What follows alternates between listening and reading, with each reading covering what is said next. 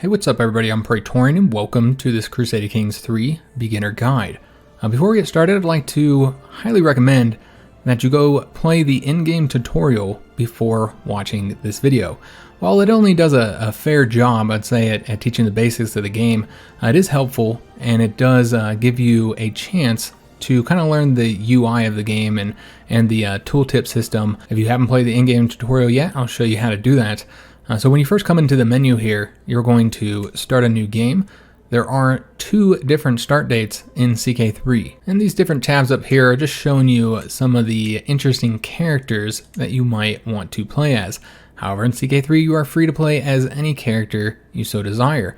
Well, with a few exceptions, which I will highlight here in a minute. But for those of you who have not played the tutorial yet, the button is up here in the top right corner of this screen. Also, when you first come into this, they will recommend that you play it. But if you've already said you didn't want to and you need to access it again, it's right up here. So let's say you don't want to play as one of these recommended characters. You can just click on this button to play as any ruler in the game. Again, with a few exceptions, you cannot play as republics. They are not accessible right now. Unlike CK2, which got a DLC to play them, we cannot play republics in the launch version of the game, and we can also not play theocracies. But you are free to play as any feudal character in the game, with the lowest rank being a count. Barons are not playable. So you play as the King of France if you want to play as the king, or you could say play as a duke, or perhaps a count. The different mechanics that are going to be open to you are going to be highly dependent on, one, the start date you play as. The later start dates do have some different things opened up that aren't available in the earlier start date. And then also is going to be very much dependent on the religion and culture of the character that you select. There are also different map modes, either the same ones that are going to be available when you are actually in the game. This will just kind of give you some information on the characters, cultures and religions and all that kind of good stuff, because again, these are going to affect the mechanics that are available for you. Finally, last thing that we'll cover here in this screen is the game rules. So here in the game rules, you can of course do something simple like changing the difficulty. However, it also allows you to select different settings for your campaign to make adjustments to such factors such as how often diseases appear. Say you see them happening a little too often for your taste, you can have them appear less often. You can also do such things as affect the gender equality mechanics. You can affect when Mongol invasions happen, whether it's random, it happens at default time, or they never happen. You can change how quickly or how slowly culture and faith are converted. So you can make a lot of adjustments here to kind of customize your campaign. The last two things to mention are Iron Man and achievements. Iron Man is when the game is saved automatically, and you will not be allowed to switch characters or use the console. You can't have Iron Man in multiplayer. And the purpose of this is two parts. One, for those people who can't help but cheat and want something to restrict them. And then the other purpose is that achievements are only unlocked if you have Iron Man enabled and you don't have any modifications to it. So let's go ahead and go back to the main menu, because we're going to be loading up a game that I just recently started. Alright, so welcome to the Kingdom of Aragon. So before we get started, I know that there's going to be some CK2 vets that are going to be wondering why my kingdom is so sneaky and looks like this. That is because I did start here in southern France, as a duke here in southern France. Eventually I gained my independence from the King of France, and then the Muslims had arrived at my borders after conquering most of Iberia. So I decided to start pushing forward into their lands using the Holy War CBs. Eventually I got enough land to usurp the King of Aragon title, and so that is why I'm the King of Aragon despite being a French monarch. Then I started expanding up into French territory, and I've been slowly going both ways, kind of rotating who I attack based on who I don't have a truce with. And so that's the reason why this is so snaky. And then the Kingdom of Aquitaine, the reason why they are free from us and we haven't attacked them is because they are actually a longtime ally of mine. As you can see, we share a great grandfather, Duke Guilhem IV, who was my first character that I played as, and he spread his dynasty over here. And eventually they are no longer a part of our dynasty, but we had a long-term alliance with them, and that's the reason why this looks like that. Because there's so much depth to this game, so many things to talk about to make sure that you know everything you need to know to be able to play it effectively, this tutorial series is going to be split into 3 separate videos. This first one's going to cover all the basics, really go through mostly everything you need to know, while the second and third videos are going to be covering the combat military system and the intrigue espionage system, both of which are areas that I feel like have a lot more stuff to talk about, and I'd really like to go in a little bit more detail with those, so I feel like they deserve their own videos. So other than those 2 matters, which we won't talk about much, we're going to be going over everything else in this here video. So let's go and start by talking about the top bar, where you can see all of your different types of values. Of course, we have our gold, and underneath all of them, you'll see another number. That's how much you're earning per month. So we have 640 gold. This is our prestige, which we'll use for many different mechanics, and I'll show you some of those in this video. But we also have fame. So essentially, for every point of prestige you earn, you also earn a point of fame. And sometimes there's other ways to just earn fame outside of prestige, such as certain events. So while prestige is used like a currency, fame on the other hand, the entire purpose of it is to progress to the next level of fame. By hovering over this, we can see the different levels, and hovering over this one will show us exactly which level we are and the benefits that we get. The primary bonuses from each level of fame is getting secular opinion, so opinion with non-theocratic rulers. Along with that, you'll also get additional knights, which is a mechanic that we'll cover in the military tutorial. So while the primary purpose of getting additional level of fames and filling out this bar is to get those bonuses, there are also other reasons that you'll want higher levels of fame. There's different mechanics that require you to be a certain level. So piety is essentially the equivalent of prestige, and then we have levels of devotion, which are the equivalent of fame. So similarly, you're going to have a bar that you have to fill up, and these are different levels of devotion. And the primary purpose of devotion, you can't see it here, but when we get to faithful, you'll notice that it is increasing our opinion with the clergy. And that's the primary purpose of it.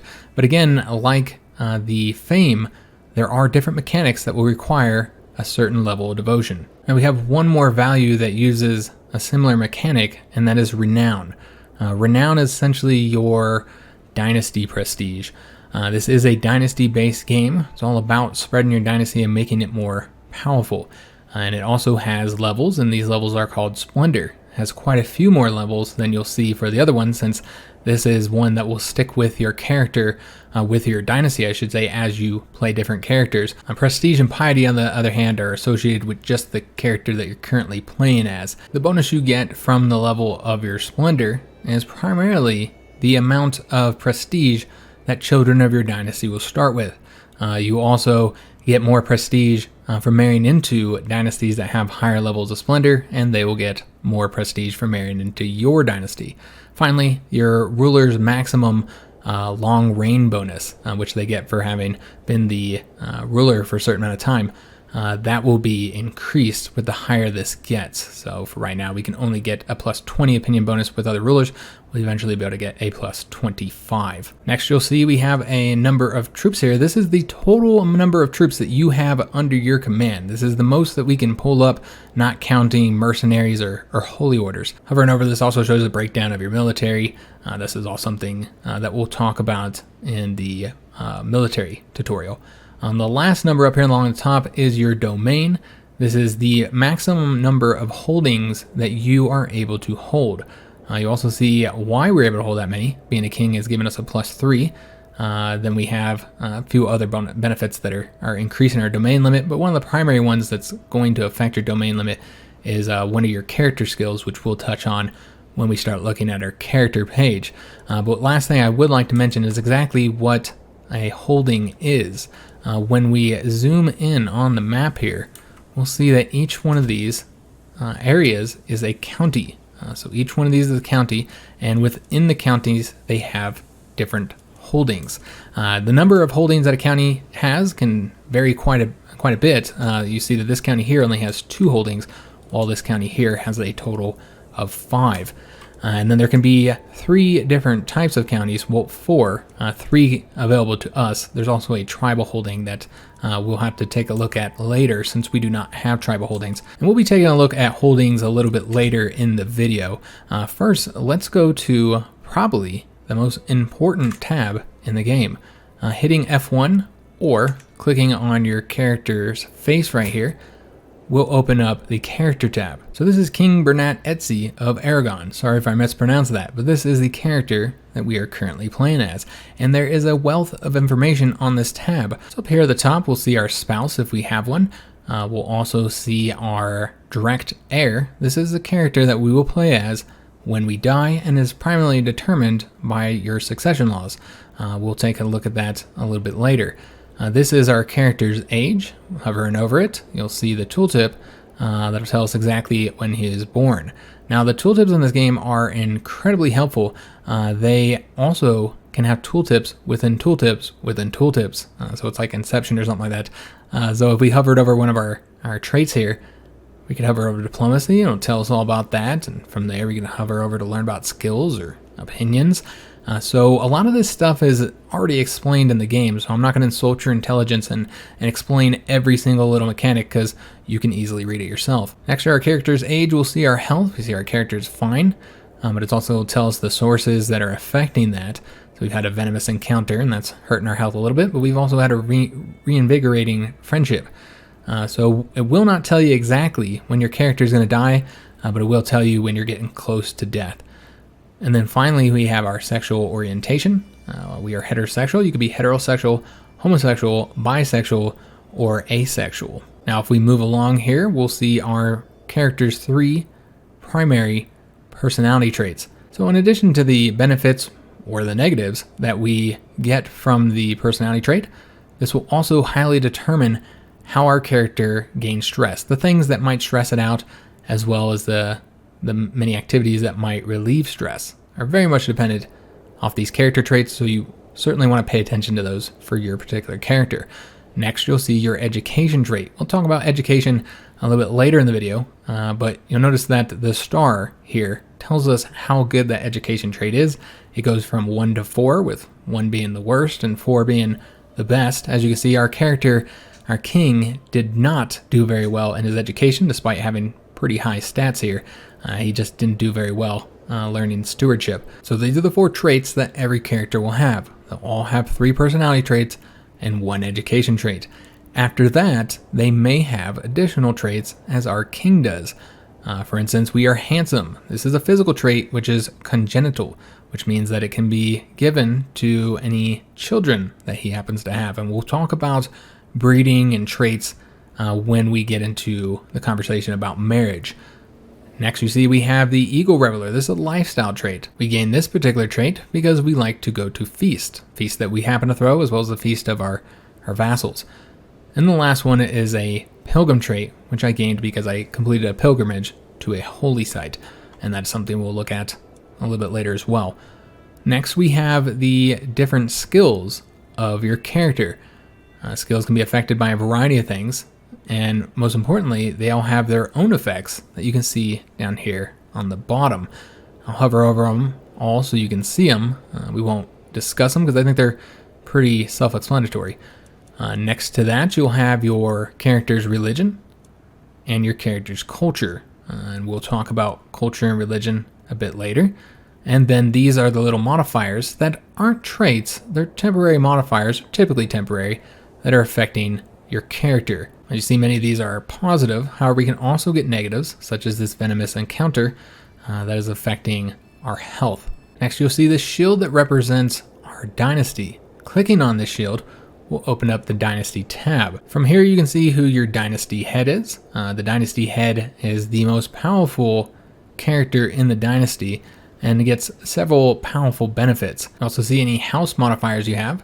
We have the Crusading house, which is increasing our piety because we have gone on crusade. Members of our dynasty have gone on crusades.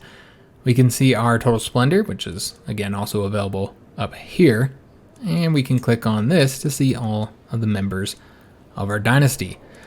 From here, we can also access our dynasty tree. This will show us all the living and dead members of our dynasty. You can close any window with the escape tab. Let's go back to our dynasty and we'll take a look at legacies. So once you get a certain amount of renown, you can purchase these legacies. These legacies apply to all members of your dynasty, and they're benefits that you can gain from one of 7 different trees. Each legacy costs more as you move to the right here. They get more expensive, but the benefits are often more powerful than what you'll see here in the beginning. As this character, I'm currently saving up my renown to get our dynasty's first legacy. We haven't gotten any legacies prior because I've been using my renown for a few other things that we'll talk about a little bit later when we talk about character interactions. So this is, again, the Dynasty tab. So the next thing that we're going to want to look at is the fact that we can, from here, also access our primary title. And this is the title screen. This screen will show you a variety of information, including everybody who's a claimant to that particular title, any other titles this is a part of. This is the Kingdom of Aragon, so it's part of the Empire of Hispania. And it'll also show you any titles that can be created that are inside of this kingdom.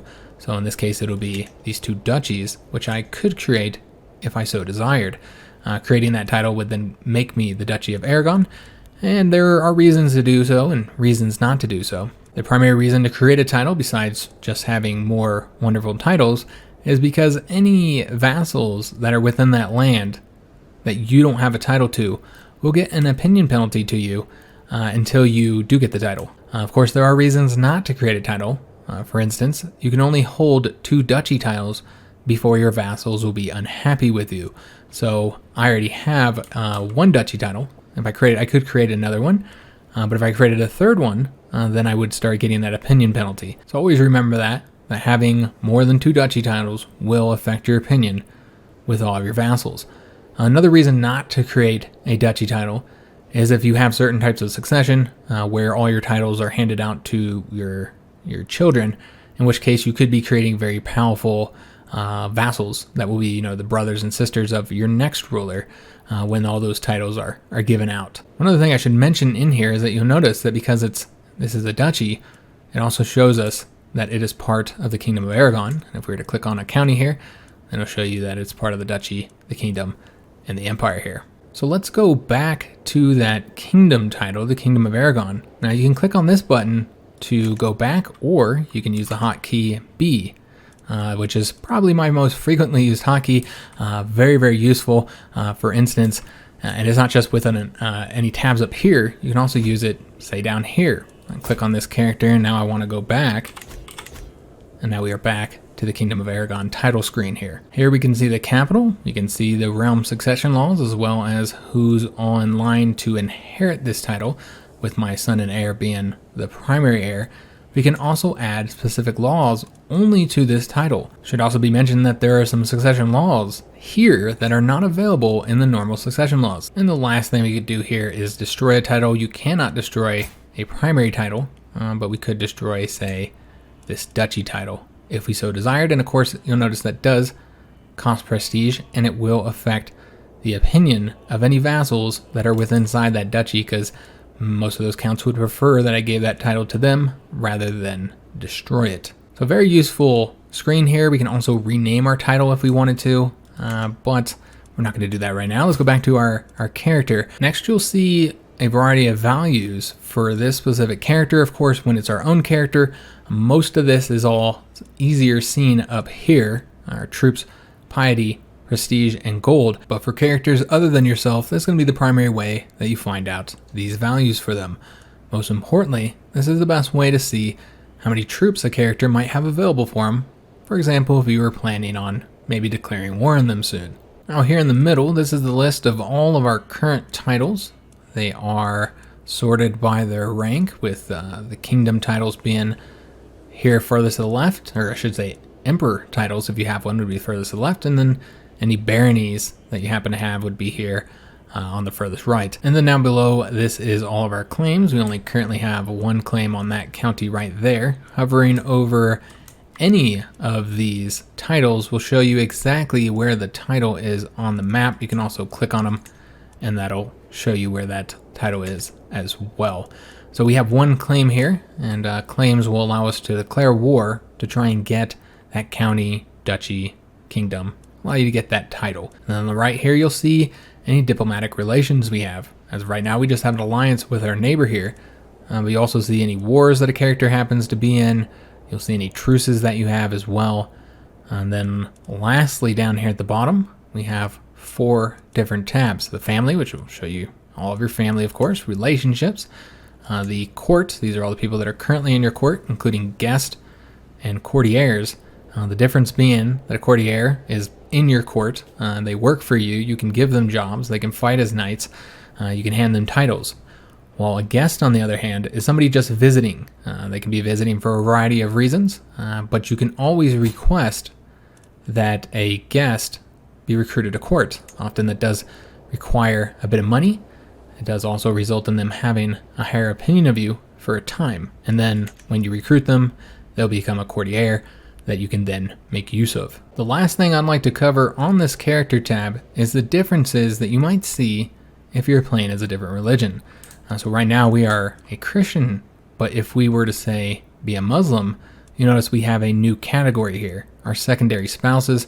Muslims are able to have additional spouses. And if we were to say go over to a pagan country like Lithuania, you'll notice they have the concubines. And of course you can hover over that to see the difference of concubines and the secondary spouses. So those are the very basics, the currencies and your character screen. Now probably the most important button in the game is the current issues button.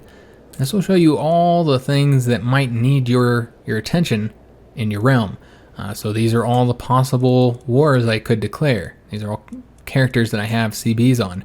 Casus Belli, which Casus Belli is a cause for war. You cannot just declare war on whoever you want in CK3. You do have to have a reason for that. I'll also tell you if a powerful vassal demanding a council position. That's something we'll talk about when we go into vassals in council positions. We can change a duke's contract here. Another thing we'll discuss a little bit later. Titles that can be created, as well as any titles we happen to be in line to inherit. So we're third in line to inherit all these titles here, which happens to be our brother's land. So this button is incredibly important. You're going to use it all the time. If you're ever wondering if there's anything you're missing, you just need to click on this. You can also hit the tab to open it up as well. That is the hotkey. You'll notice that sometimes you'll have blue ones. Blue ones are more like suggestions. The game suggesting some of the things that you could potentially do. You can easily dismiss those. If you don't want to be notified of a certain thing, you can always dismiss it, and then you can refresh it, reset all this to get all of those notifications that you happen to dismiss in the past. So next we're going to go over all the different buttons on the UI here, what they do, all the different tabs, their hotkeys, and again, what you'll be doing inside of those tabs. We're going to start down here on the bottom left of the screen. So this is our stress. As we talked about before, the traits of your character will often impact what they feel comfortable doing and what they enjoy doing. If you ask your character to do something that they really don't feel comfortable doing, for instance, you have a compassionate character and you ask them to do something that's cruel, or if you have a forgiving character and you ask them to imprison somebody, then they won't like that. They'll earn stress from it because they would prefer to forgive the character. So your traits will heavily impact what you gain stress from. Gaining a little bit of stress is a normal part of the game and not something you should worry about as long as you can keep those levels low. Once you get to 100 stress though, then you get to the first stress level. When you get to a new stress level, there'll be an event that will pop up of your character having a mental breakdown. These mental breakdown events are mostly negative. They're going to result in you getting some type of negative trait typically, or some other form of penalty. Now you can decide to not do anything for your character and just let them keep the stress. But the purpose, of course, of that event is to allow you to reduce your stress level. In addition, those mental breakdowns will often give your character an outlet for reducing stress. So perhaps they become a drunk, and then they're always able to take a decision, which is something we'll take a look at later when we look at the decision tab. They'll be able to take a decision to go drink, or maybe they'll be somebody who likes to frequent brothels, and they'll be able to take a decision to go to the brothel, and that'll reduce their stress. Or perhaps they like to spend money, and so they'll get a decision to go to the marketplace and spend some money to reduce their stress. Overall, those decisions, while they do help you reduce stress, they have negatives associated with them as well. Of course, going to the marketplace, your character spending money.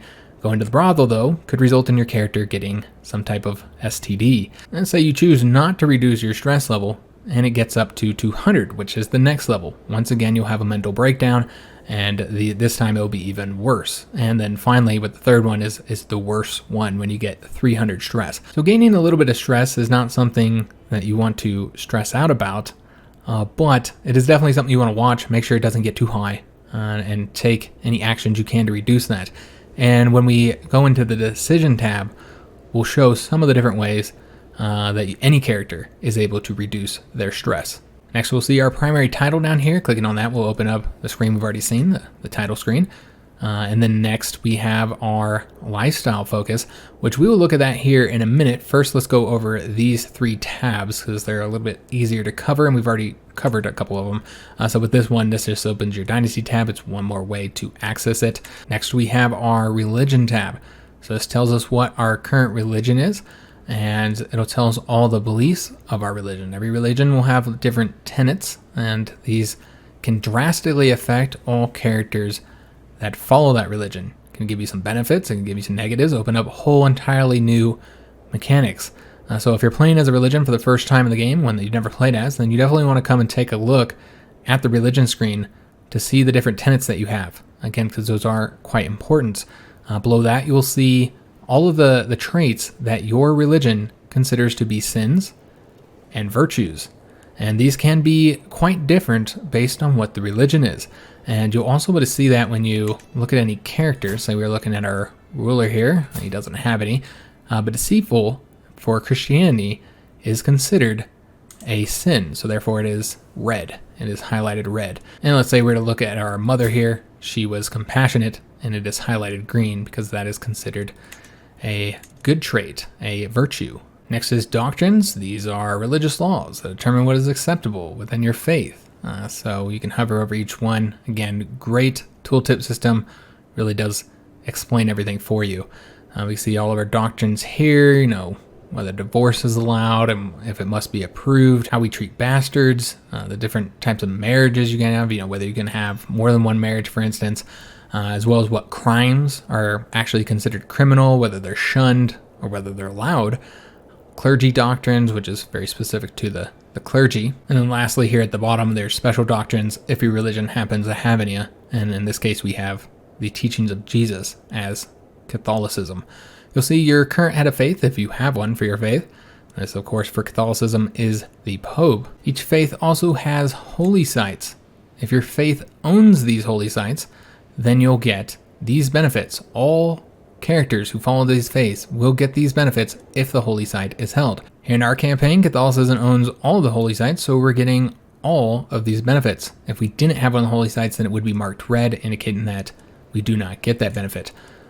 Finally, you'll see that we have the button here to look at other faiths. So just say you're curious. I'm going to say an event pops up that says a heresy is spreading, and you are given the option to adopt that heresy. And maybe you want to take a look at what the benefits are, what the tenets are, what the sins and virtues are. You can always just click on these to see those specific faith. I should also mention Fervor, which you can see the value up here at the top. For us is 10%. Fervor goes from 0 to 100%. It is unique to each religion. They each have their own fervor level. Fervor impacts quite a few mechanics. With low fervor, you'll see more rulers creating new faiths, creating heresies, I should say. You'll also notice that it's easier to convert a province or a character that has a faith that is a low fervor.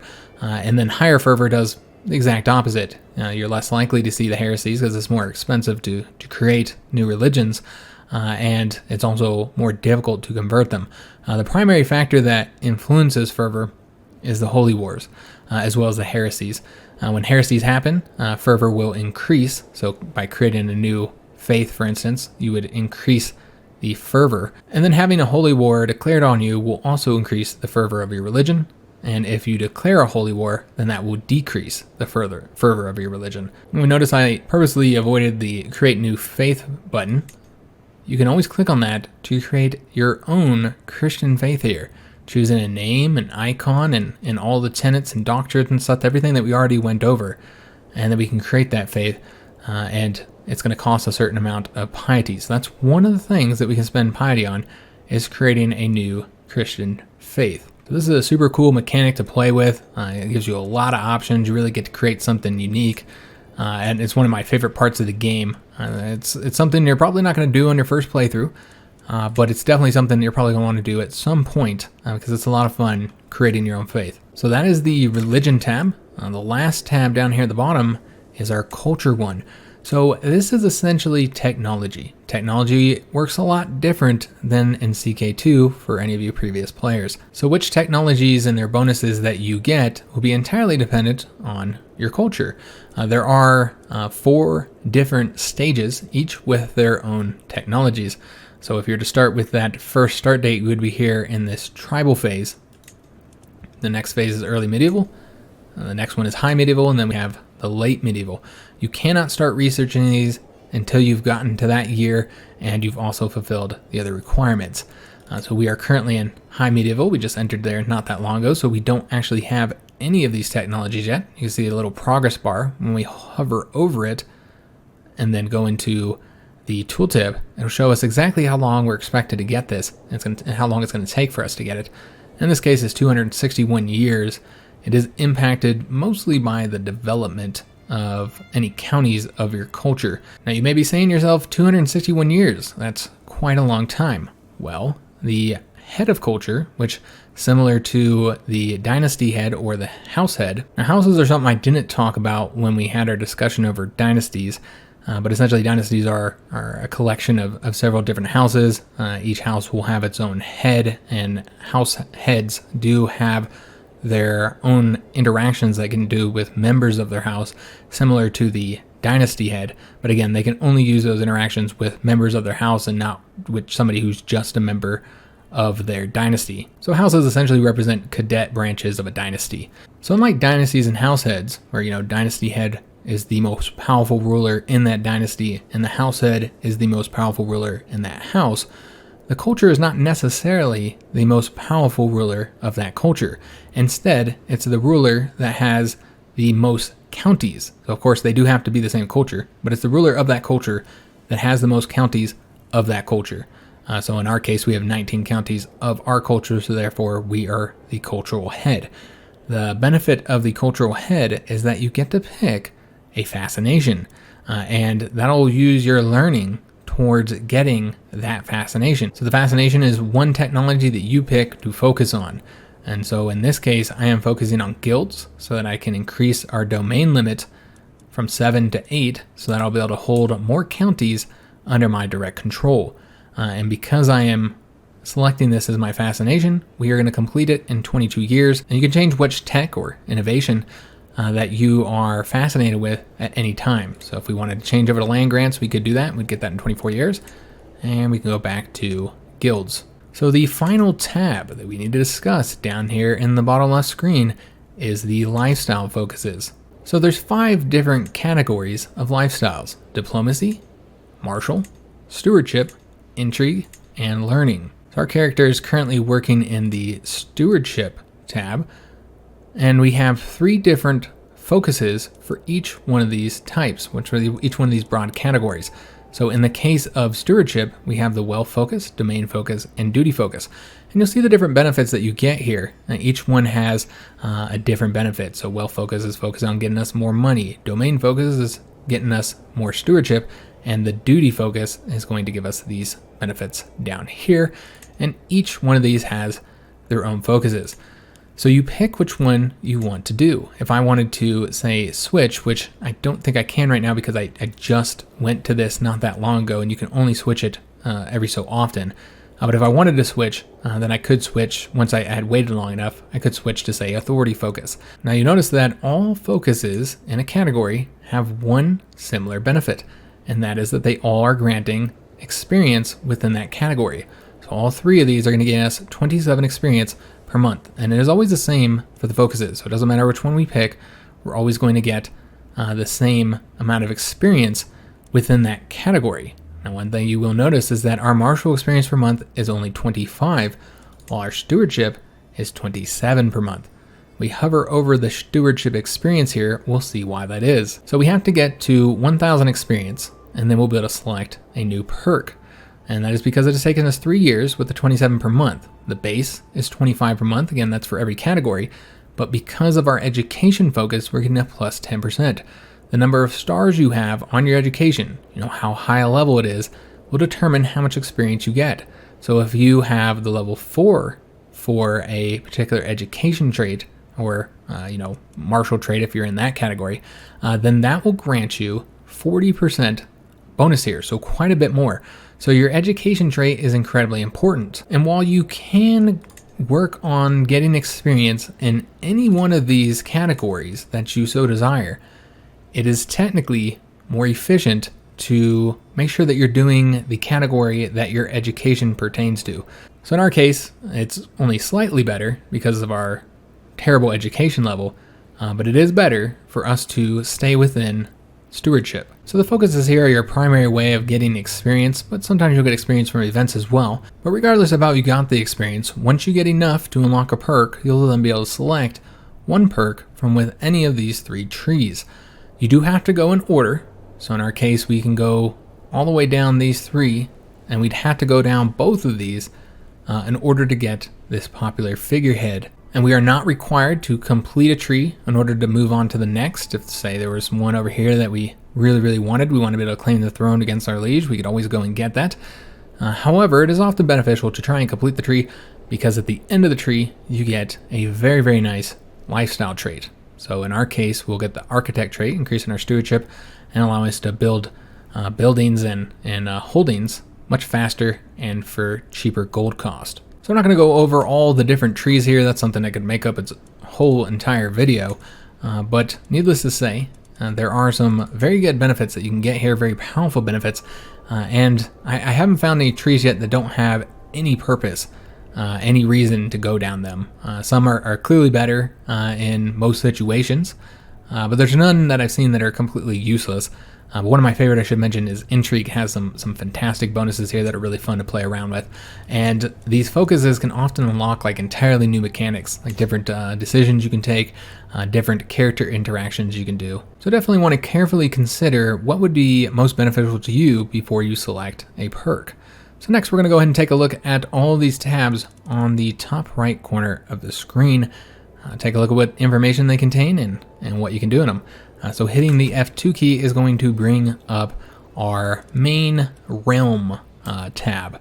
So from here we can see all of our vassals. We can see all the different types of information we might want to know about them. Their realm size, whether they're considered a powerful vassal, their stats, currently what kind of levies and taxes we are getting. Ours are reduced because we are not the rightful liege of the prince here. And that's something I mentioned before. That has to do with the titles you hold. I do not hold his duchy or his kingdom title. I don't hold the kingdom of Aquitaine, and I don't hold the duchies that he's in. So therefore, the levies and taxes I get from him are currently being reduced. You can see his tax levels, his levies level, and exactly what he's paying us here in these bars. So we're getting 0.3 per month in taxes being paid by the prince, and 496 levies. Again, levies and all the military matters is something we'll talk about in that respective tutorial. However, one thing we do want to talk about here is the modification of feudal contracts. So this is the feudal contract screen. From here we can make many adjustments to their taxes or to their levies, and there's also a lot of special options here. So with the taxes, this is what you'd expect it to be. It determines how much money we are currently getting from this vassal. With the levies, this determines how many levies we're getting. You can see them increase and decrease there. And both of these will impact the opinion of the character. So, and this is always going to be the case as long as you have this in place. So if I increase taxes on him, then you'll see that his opinion is currently being reduced by -15. Turns out that vassals don't like having to pay more taxes. Likewise, if we were to reduce it, we'd get a +5 opinion boost. And then we have the different special contracts options. Many of these need to be unlocked with certain technologies, innovations I should say, cultural innovations. And then we have some other benefits down here. Again, these are all explained in the tooltips, but some of these are more beneficial to you and others are more beneficial to them. So for instance, we could do the succession rights, a forced partition. If we do this, then it doesn't really matter what his succession law is. We are forcing him to partition all of his lands out between his children. So this is a negative one that would reduce his opinion. However, we can also do one that has both benefits and negatives. This one here will result in us gaining less development, but our vassal gaining more development, which perhaps might be beneficial if you're wanting your vassal's realm capital to increase the development. And thus this one does not have any opinion increase or decreases, no opinion effects. So one that might be beneficial to the vassal is war declaration. We can sanction war declaration so that they can declare war regardless of what our crown authority laws are, something we'll look at here in a minute. And this is a positive one, so it's going to increase his opinion. Now you may have noticed that when I attempted to increase his taxes, we got a notification here saying that this is considered an act of tyranny. You cannot just increase taxes and increase levies and give negative feudal contract modifications to your vassal without all of your vassals considering it to be tyranny. Tyranny is a mechanic that represents you doing things that vassals don't like, that they consider tyrannical and outside the realm of your authority. This, increasing the taxes on this vassal, would be considered outside the realm of our authority, so therefore it's going to result in all of our subjects losing 20 opinion of us. There's two ways you can modify a feudal contract without getting any tyranny. The first and typical one is to give them something beneficial for the negative that they're getting. So let's say we need more money, so we're going to increase our feudal taxes, and let's say we have plenty enough men, we can reduce the feudal levies. And now you'll notice that we are not getting tyranny because we are giving them something in exchange. And that does also work for here. So let's say we wanted to give him the war declaration being sanctioned.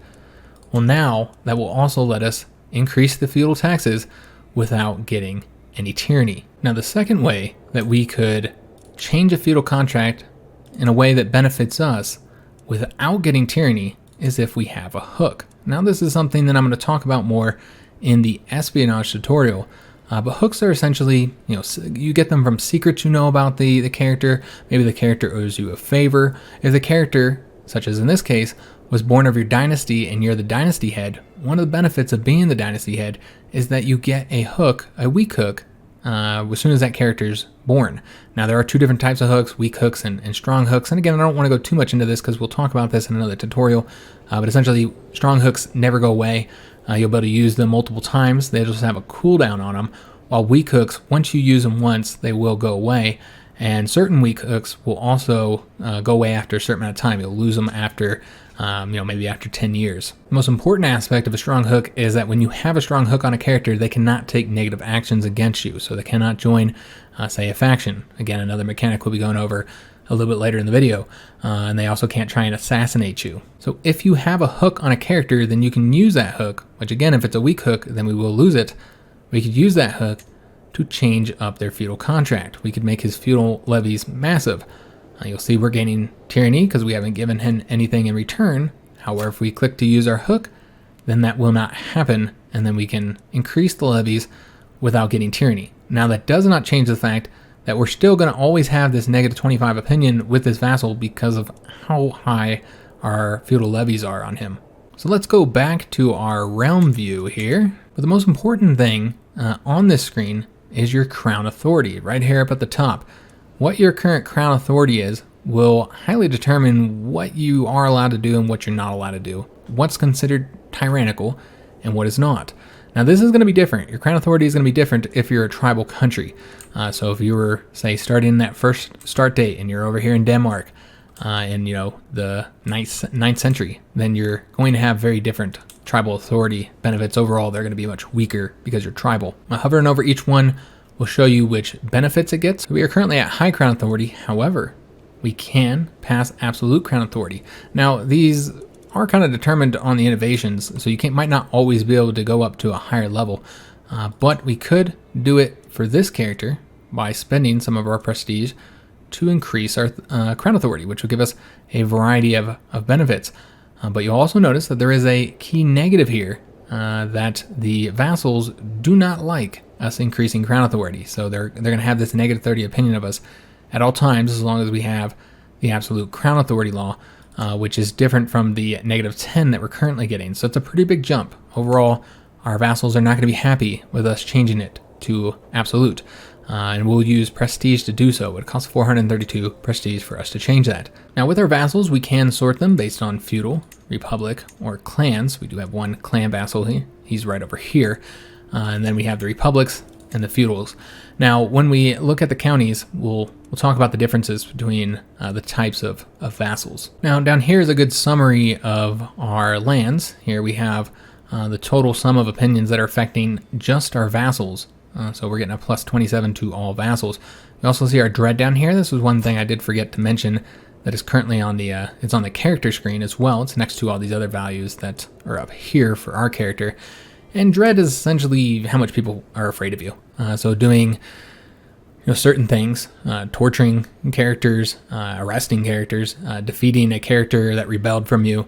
These are all things that are going to increase your dread. And if you have a high enough dread, the certain characters will be afraid of you. Now, how much dread you need for a character to fear you is highly based off of their traits. So a brave character is going to be much more difficult to get them to fear you. So for example, we have our count here. He's not a coward, but he is afraid of us despite the fact that our dread is only 8. And you can see that right here we have him intimidated. So because he's intimidated, he fears us and he's less likely to oppose us directly. However, we can get that even higher, like say with a child who is, he's only 14 years old and he is absolutely terrified of us. He's trembling before us and he will never oppose us directly. So dread can be incredibly helpful for keeping your vassals in line. And you can see how, doing tyrannical actions, reduce your opinion with all of your vassals by quite a bit, where they'll attempt to oppose you in many different types of ways. But if they fear you, then it doesn't really matter if you have high tyranny because they're too afraid to do anything about it. So it's just one of the many different ways that you can play in CK3, where you can reign as a terrifying tyrannical lord who everybody's too afraid to act against. Also see our vassal limit down here. Vassal limit is sort of like our domain limit, except for this applies to how many vassals we are allowed to hold. It's heavily dependent on your current rank. So as king, we're allowed to have 40 vassals. I think as a duke, you're only allowed to have 20 vassals. And so right now we are nowhere near that. But yeah, we do not want to go over our vassal limit. The best way to avoid doing that, of course, is to have higher tier titles. So if you're a king, then you want to give out some of those duke titles, perhaps create duke titles, and then put the counts that are in that duchy's area and put the counts there underneath the duke. And that is how you reduce your total number of vassals so that you can stay underneath that limit. And finally down here at the bottom you'll see the total taxes and levies that we're getting. This is how much we get from our domain, our own 7 holdings there. That's the number of taxes and number of levies we're getting there. And then this is what we're getting from our vassals. So that is everything on this screen. So now let's look at the next sub-tab in the Realm tab, and that is the Domain sub-tab. So these are all of our holdings that we have. This is one way to access them if you don't want to have to go look for them on the map. And from here you can click on them and that will access them for you to build there, do whatever you want to happen to do in that county. You'll be able to see the development. Again, these are factors that we'll talk about when we look at the county view, but you can see the development, the control, how much money you're getting from them, how much levies you're currently getting from them. So this is really useful when you have a lot of holdings. My previous character, I think, had 13 total holdings. So it was very helpful to be able to scroll through here and not have to look for them on the map. From here, we can also see if any of our holdings are constructing something, as well as their current progress on that. We can see if we have any empty holdings that we might want to build in. Again, something we'll take a look at when we go down to the county view. And we still see the same tab here, which shows all of the domain stuff highlighted. Finally, we have the succession sub-tab. So this is how we determine who succeeds us as heir. Now there are 2 parts to it. The first is the actual succession law. And there's 2 types of succession laws. We have the multiple heir one and the single heirs. So with multiple heirs, this results in all of your titles being separated and given out to all of your possible heirs, all your children. There's 3 different types here. Again, I won't go over exactly what they all do because you can hover over it, look at the tooltip, and it'll explain to you what they do and what benefits they have and who will inherit those titles. So these are the multiple heir ones. Overall, these are negative. You would prefer to have a single heir. where just one person gains control of all your titles. Of course, primogeniture is the one that we see almost all of Europe eventually develop. This is often the one that you'll want to get. This is your oldest child inherits. However, sometimes you might want to have the youngest child inherit, or maybe you want the oldest house member to inherit.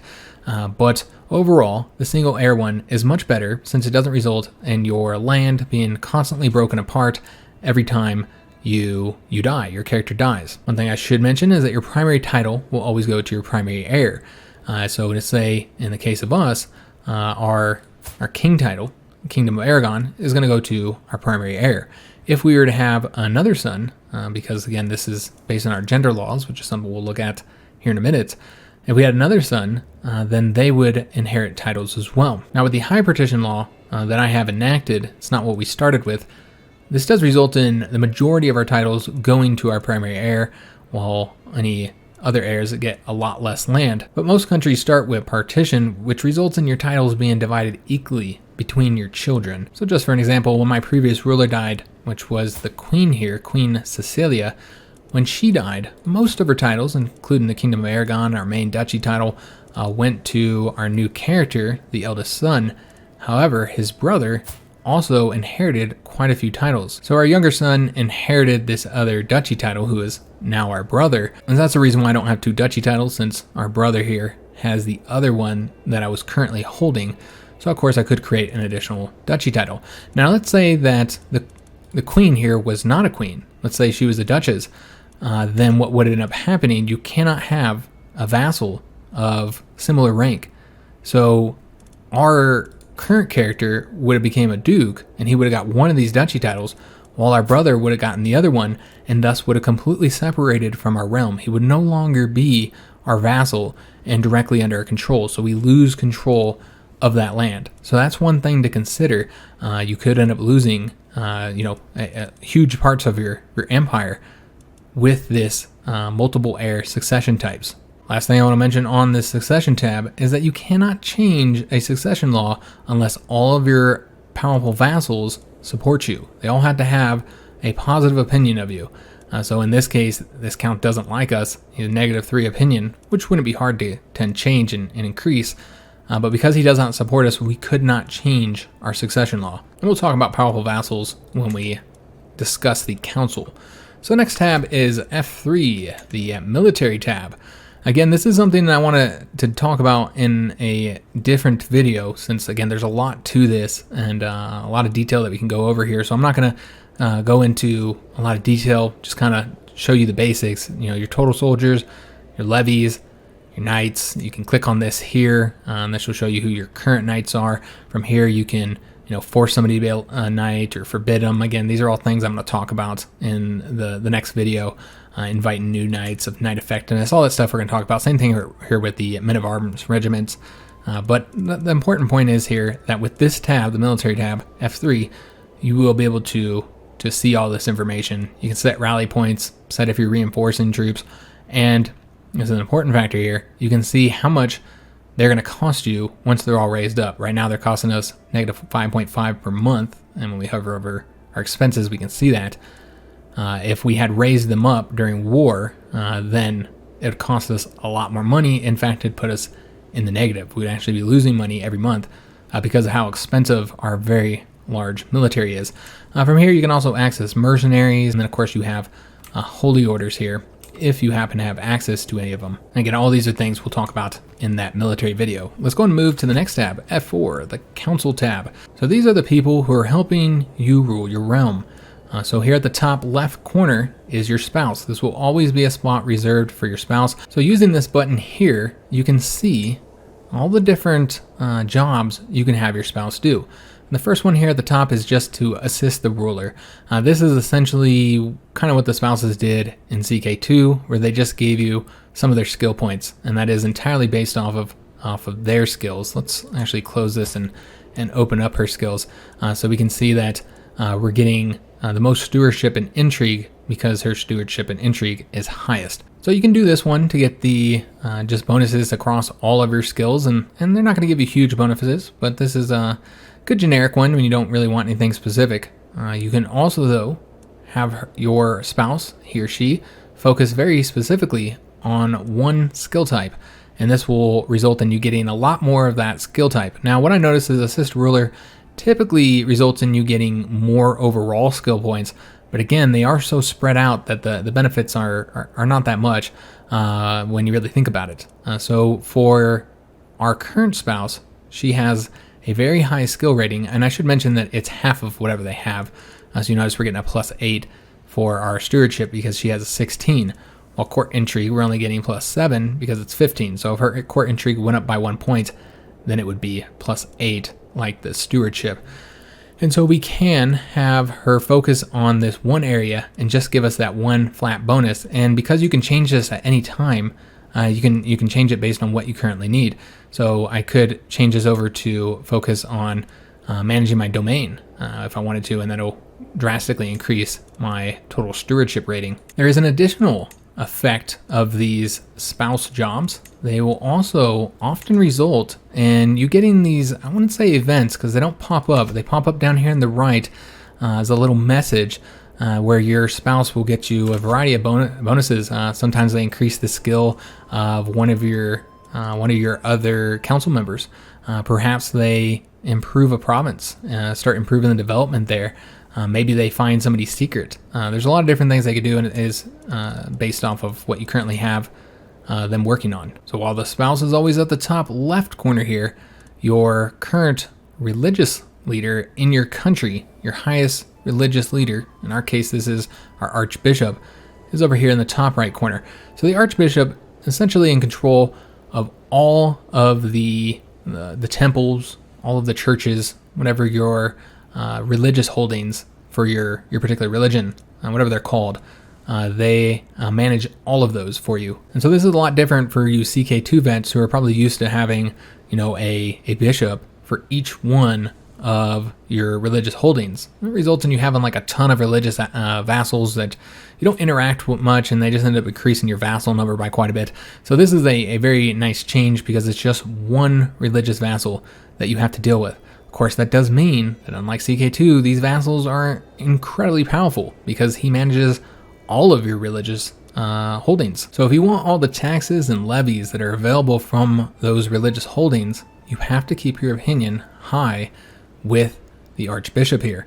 And if you hover over if your realm priest endorses you, again, if he has a negative opinion, he won't be giving you anything. If he has a positive opinion, then you'll be getting these taxes and these levies. So it's very important that you keep the Archbishop in your realm happy so that you get all that money and all those levies. Now you notice that with this counselor, as well as all the other counselors, a little bit different than the spouse, we have 3 different jobs that they can do here. So the religious relations job here will increase our piety every month, as well as increase our ruler opinion with any theocratic Catholic rulers. We can convert faith into county, which is what I'm currently doing. We have a Muslim county here that we are converting. This takes a very, very long time to do, especially if you have a low learning Archbishop. Unfortunately, we cannot appoint our Archbishop here in Catholicism. Certain religions will get that benefit where they'll be able to appoint their Archbishop. I cannot. The Pope appoints him. So therefore, I don't have any control of the fact that I have a poor Archbishop. He's not very learned, and so therefore I'm not getting very good bonuses here. And then the last one here is to fabricate a claim on the county. This is one of the more important ones that he's going to be doing. This will be one way that you can get claims on counties to declare war. So next we have our 4 main council members. These are all the ones that we are able to appoint. And it's the Chancellor, the Steward, the Marshal, and the Spymaster. And we can see that they each have a particular skill that they make use of to do these jobs. Now these ones you can change and appoint whoever you want. However, you'll notice that I have the Duke here, who's not a very good Spymaster, and yet I have him on my council position. Now this is something that we've already seen multiple times in this video, and that is the powerful vassal mechanic. Down here, next to any character that is a powerful vassal, in fact, we'll go ahead and take a look at the Duke here. He's our cousin. He's a member of our dynasty, and overall he loves us. So he is a powerful vassal. You'll see that on all the characters, and the fist could be this color here, or it could be red. Because all powerful vassals expect a spot on your council. Now, if you are a Duke position or lower, then you only have 4 powerful vassals, which there happens to be exactly 4 spots. So with that, you can appoint all your powerful vassals to a spot on your council to keep them happy. However, when you become a king, you will get a 5th powerful vassal, so a total of 5. And that is why you might have noticed in here, we have a powerful vassal that demands a council position. This vassal, the one who we've already seen doesn't like us, he has a red fist because he's upset about not being on the council. But as a king, you are always going to be upsetting one of your powerful vassals, with the exception of if one of your powerful vassals happens to be a child. Children will not desire a position on your council. But other than that, you're going to have, as a king, you're going to have a powerful vassal that's always going to be unhappy because you just don't have enough positions for them. That results in you kind of having to choose which one of the powerful vassals you want to irritate. Now, of course, it is your choice whether you want to appoint powerful vassals to this position. Honestly, many times your powerful vassals are just not very good. So in this case, because I want to keep the Duke happy, I have him here, but he is a poor Spymaster, so he's just not doing very good at that job. Well, in the case of this Chancellor, he's fantastic, so we're happy to have him here.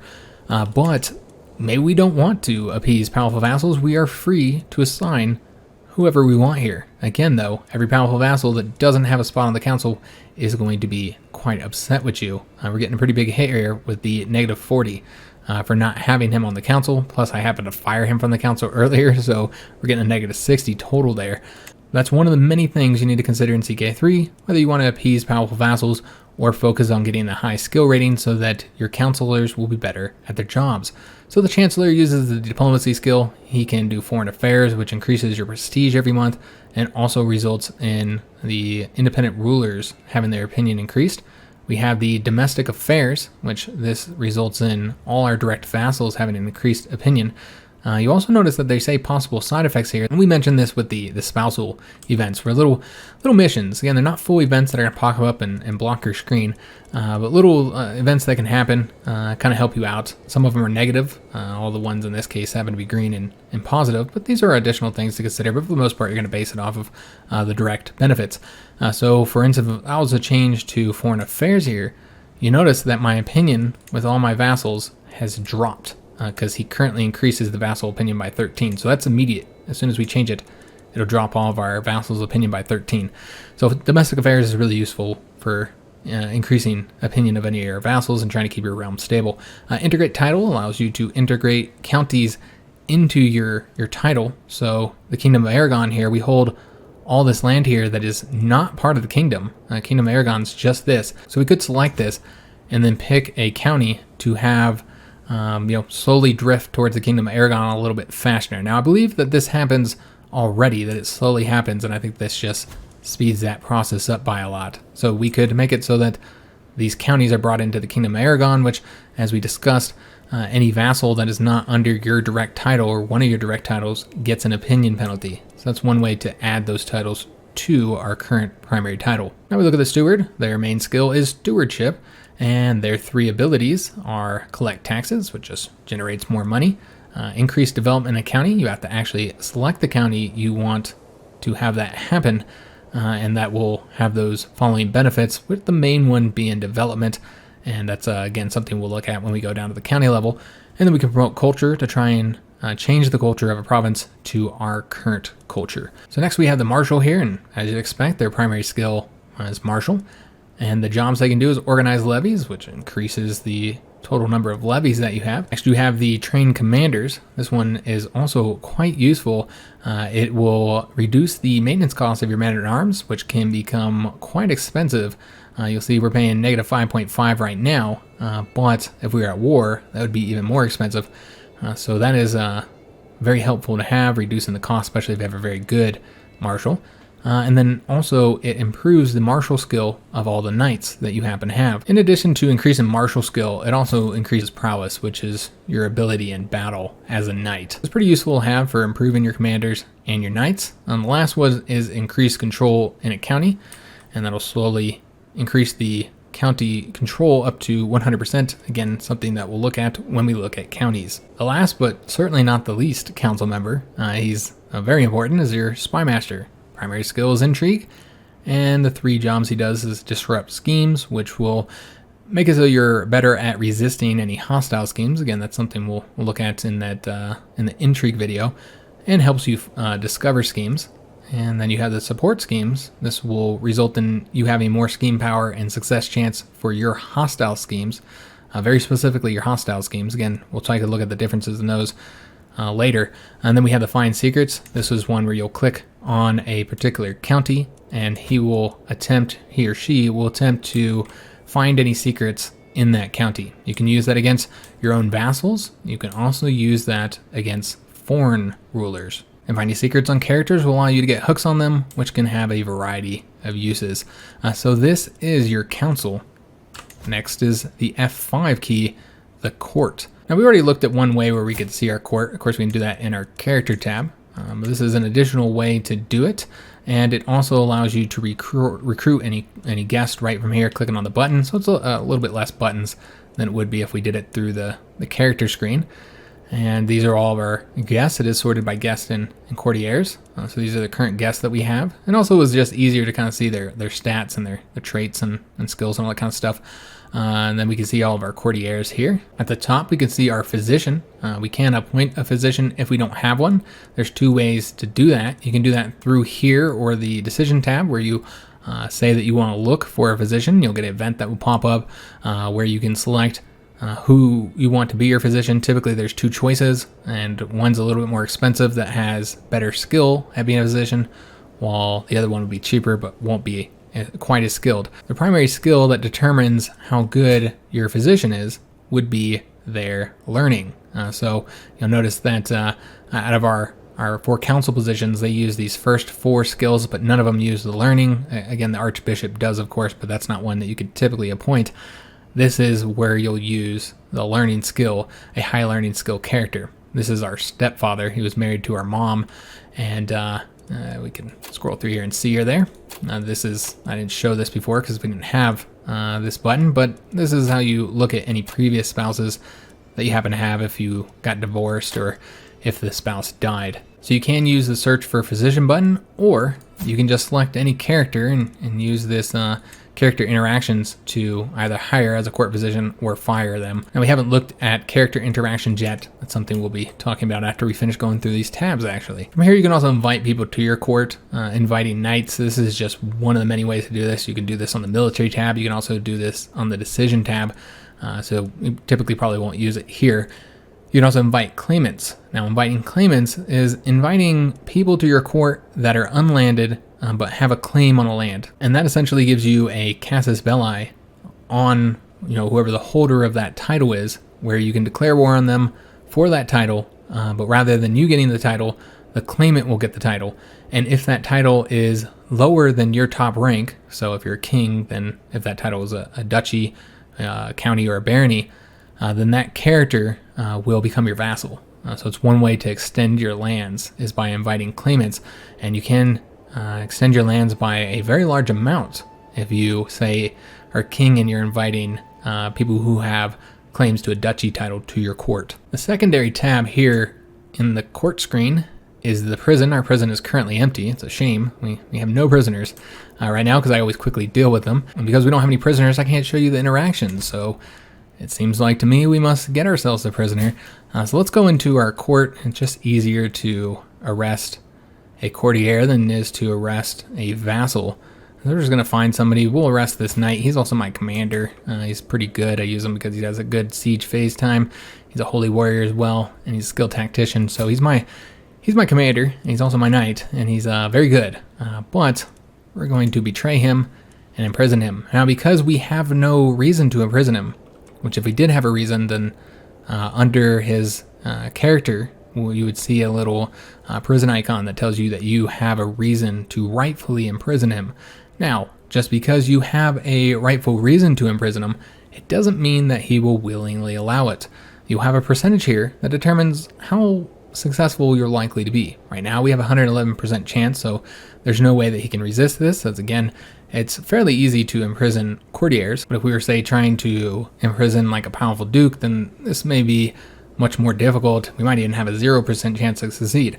If you try and imprison somebody and you fail, then that does result in them going in rebellion. Now, if they don't have any land, then they'll just leave the realm. They'll basically be banished from the realm. Now again, you rarely ever fail in trying to arrest somebody who doesn't have lands.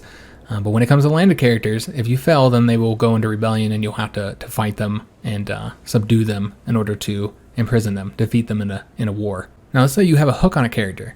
Having a hook on a character just increases the chance that you will succeed at imprisoning them. So it is helpful having a hook if there's a character that you want to imprison, but you have a lower percentage. Now because we don't have a reason to imprison him, we will get Tyranny. That's going to anger all of our subjects, and of course it's going to anger him. He won't be too happy about this. So let's go ahead and imprison him, and we will have to let this play for a second for that to happen, for us to be able to fully get him in prison. It does take a minute, and there we go. And now he is arrested, and click on the F5 key. We will now see him in our prison. Now you see 3 different things we can do down here at the bottom. We can use this screen here, or we can just use our character interactions. If they're in prison, they'll have their own little interactions down here at the bottom. And in addition, you'll have some that you might not have over here. Over here, we just have the ability to execute. And so if we were to click on that, we could kill this prisoner. And these are the different benefits we'll get. Of course, we'll get dread for killing him, as you'd expect, and more tyranny, and it does cost us piety as well. Now we'll ignore this middle one, negotiate release, for right now. The next option is ransom. This is ransom them for a certain amount of money. How much money you can ransom them for is based off of their rank. As a unlanded character, that's just not very important. We would ransom him for 10 gold. So for 10 gold, he could get out. Because he does not have 10 gold, this option is grayed out, and we cannot ransom him. Other interesting information you may see on here is how long they've been in prison for. Currently, of course, this guy's been in prison for 0 days. If we click on him, we'll see a couple different additional options. As I said, we can torture him. If we clicked on that, kind of shows you what happens here, and he'll get that penalty to his health. And we can also put him in house arrest. So when they're in your prison, there's 2 different types of being imprisoned. You can be in the dungeon, which is where this character currently is. They're currently in our dungeon. And if they're in the dungeon, then they'll have a little icon here that tells you so. This tells you all of their penalties, such as reducing their diplomacy. But most importantly, they're going to get their penalty to their health. So his health is now poor because he's in the dungeon. The dungeon is not the most healthy and safe of places. If you have a character whose health you don't want to be reduced, then you'd put him into house arrest instead. Also, you'll get an opinion bonus for doing that with all of his family members. So then we have the last option, which again we can do through here, negotiate release, or we can do it here. Now this will give us many different things that we can demand from the character in our prison in order to release them. Now if we don't check any of these benefits, we don't say that that's what we want, then we're basically just releasing him as a form of compassion. It's mercy. So because of that, we will lose dread for just releasing him, but we will also increase the opinion of the character, and then he'll leave the prison. Other things that we can do, we can demand his conversion to our faith. He is already our faith, so we cannot demand that from him. We can banish him, which would kick him out of the realm, and he'd no longer be our problem. So using this, gaining a hook, this is one way that you can do additional forms of negotiation, because let's say I wanted to change the feudal contract of a landed character, but I can't do that through here. But if I gain the weak hook by releasing him, then after that I will be able to renegotiate his feudal contract and give myself some benefits using that hook. The other thing you can do here is have him take the vows. In this case, this would force him to be a monk. He will not be happy about that. But that's one additional option. There's a few other options that can pop up too that you don't see here, but it depends on, again, many of the mechanics that you have available do depend on your religion and your culture. So that is essentially everything on this tab here. We're going to just release him because I never wanted to arrest him in the first place. He's a good man. And now we're going to go into the next tab, which is the F6. This is the Intrigue tab. This is where we see all matters regarding intrigue, espionage. We can see any hostile schemes that we are doing right now, our personal schemes, any secret schemes that we've currently discovered. Now again, these are all things that we're going to discuss in that separate video, because this video is already going to be very, very long, so there's a lot to it. So we will not talk about that in here. I just wanted to very briefly mention that you can do two different types of schemes, and you can run them at the same time. Personal schemes are primarily trying to either sway them and improve their relations of you, improve their opinion, or trying to romance a character, make them into your lover. So those are the two primary personal schemes. Well, hostile schemes, there's a lot of different types. Murder schemes, abductions, claims, fabricating hooks. These are all possible hostile schemes. However, I should mention that almost all of these, with the exception of the murder scheme, do require you to have a certain perk. So if you want to abduct or claim a throne or fabricate a hook, you do have to have specific perks as your character in order to do that. There's also a perk that will allow you to have two hostile schemes going at the same time. So you can be attempting to murder one person while fabricating a hook on another. So for instance, maybe you need to fabricate a hook to get them to join your scheme to murder somebody. Again, these are all things we're going to talk about in another video, but I did want to mention that these are available and this is where you find them. Here is all the hooks and secrets that you know. Here's all the hooks that you hold. Hitting this arrow here will open this up so you can see. In this case, most of the hooks I hold are on children that were born in my dynasty, because I do start with the hooks because, again, I am a dynasty head. And then we have any secrets that are currently known to us, any hooks that people have on us. So somebody has a hook on us, that'll be over here. And then any secrets we have. Again, we just started playing as this character a few years ago, so we don't have any secrets. Now, if we did happen to have any secrets that we knew of, then we'd get two options on what to do with those secrets. One, we could reveal them, or two, we could blackmail the character. We can do that through this screen here. Again, check out that Intrigue video if you want to see how that all works, and we'll make use of them. We'll try some of them out, and I'll explain how all that works, and also go into some of the tactics that you can utilize through that. So the next tab is Factions. This is basically people and provinces in your realm who stand against you. So in this case, we have this faction that wants to gain independence from us. You'll notice that there are no characters that are part of this faction.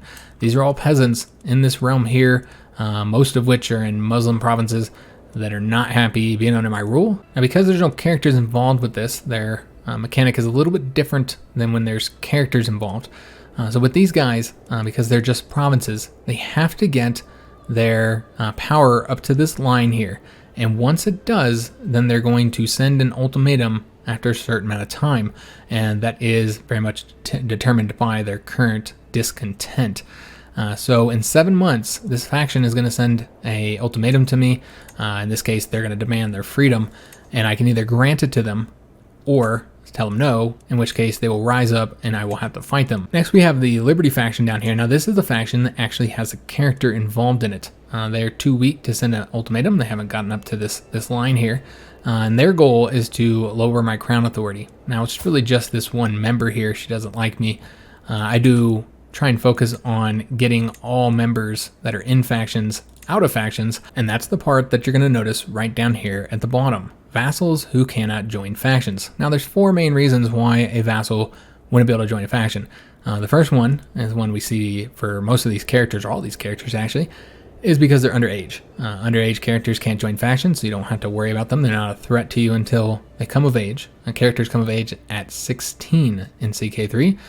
So once they're 16-year-olds, they're an adult, and these characters will then be able to join factions. So yes, that does mean if you have a vassal who is being particularly irritating and all the other methods to get them out of the faction has been ineffective, and let's say they have an heir who is a young child, so killing them would result in their young heir becoming the new ruler, and since they can't be in a faction, that would eliminate that ruler until they become of age.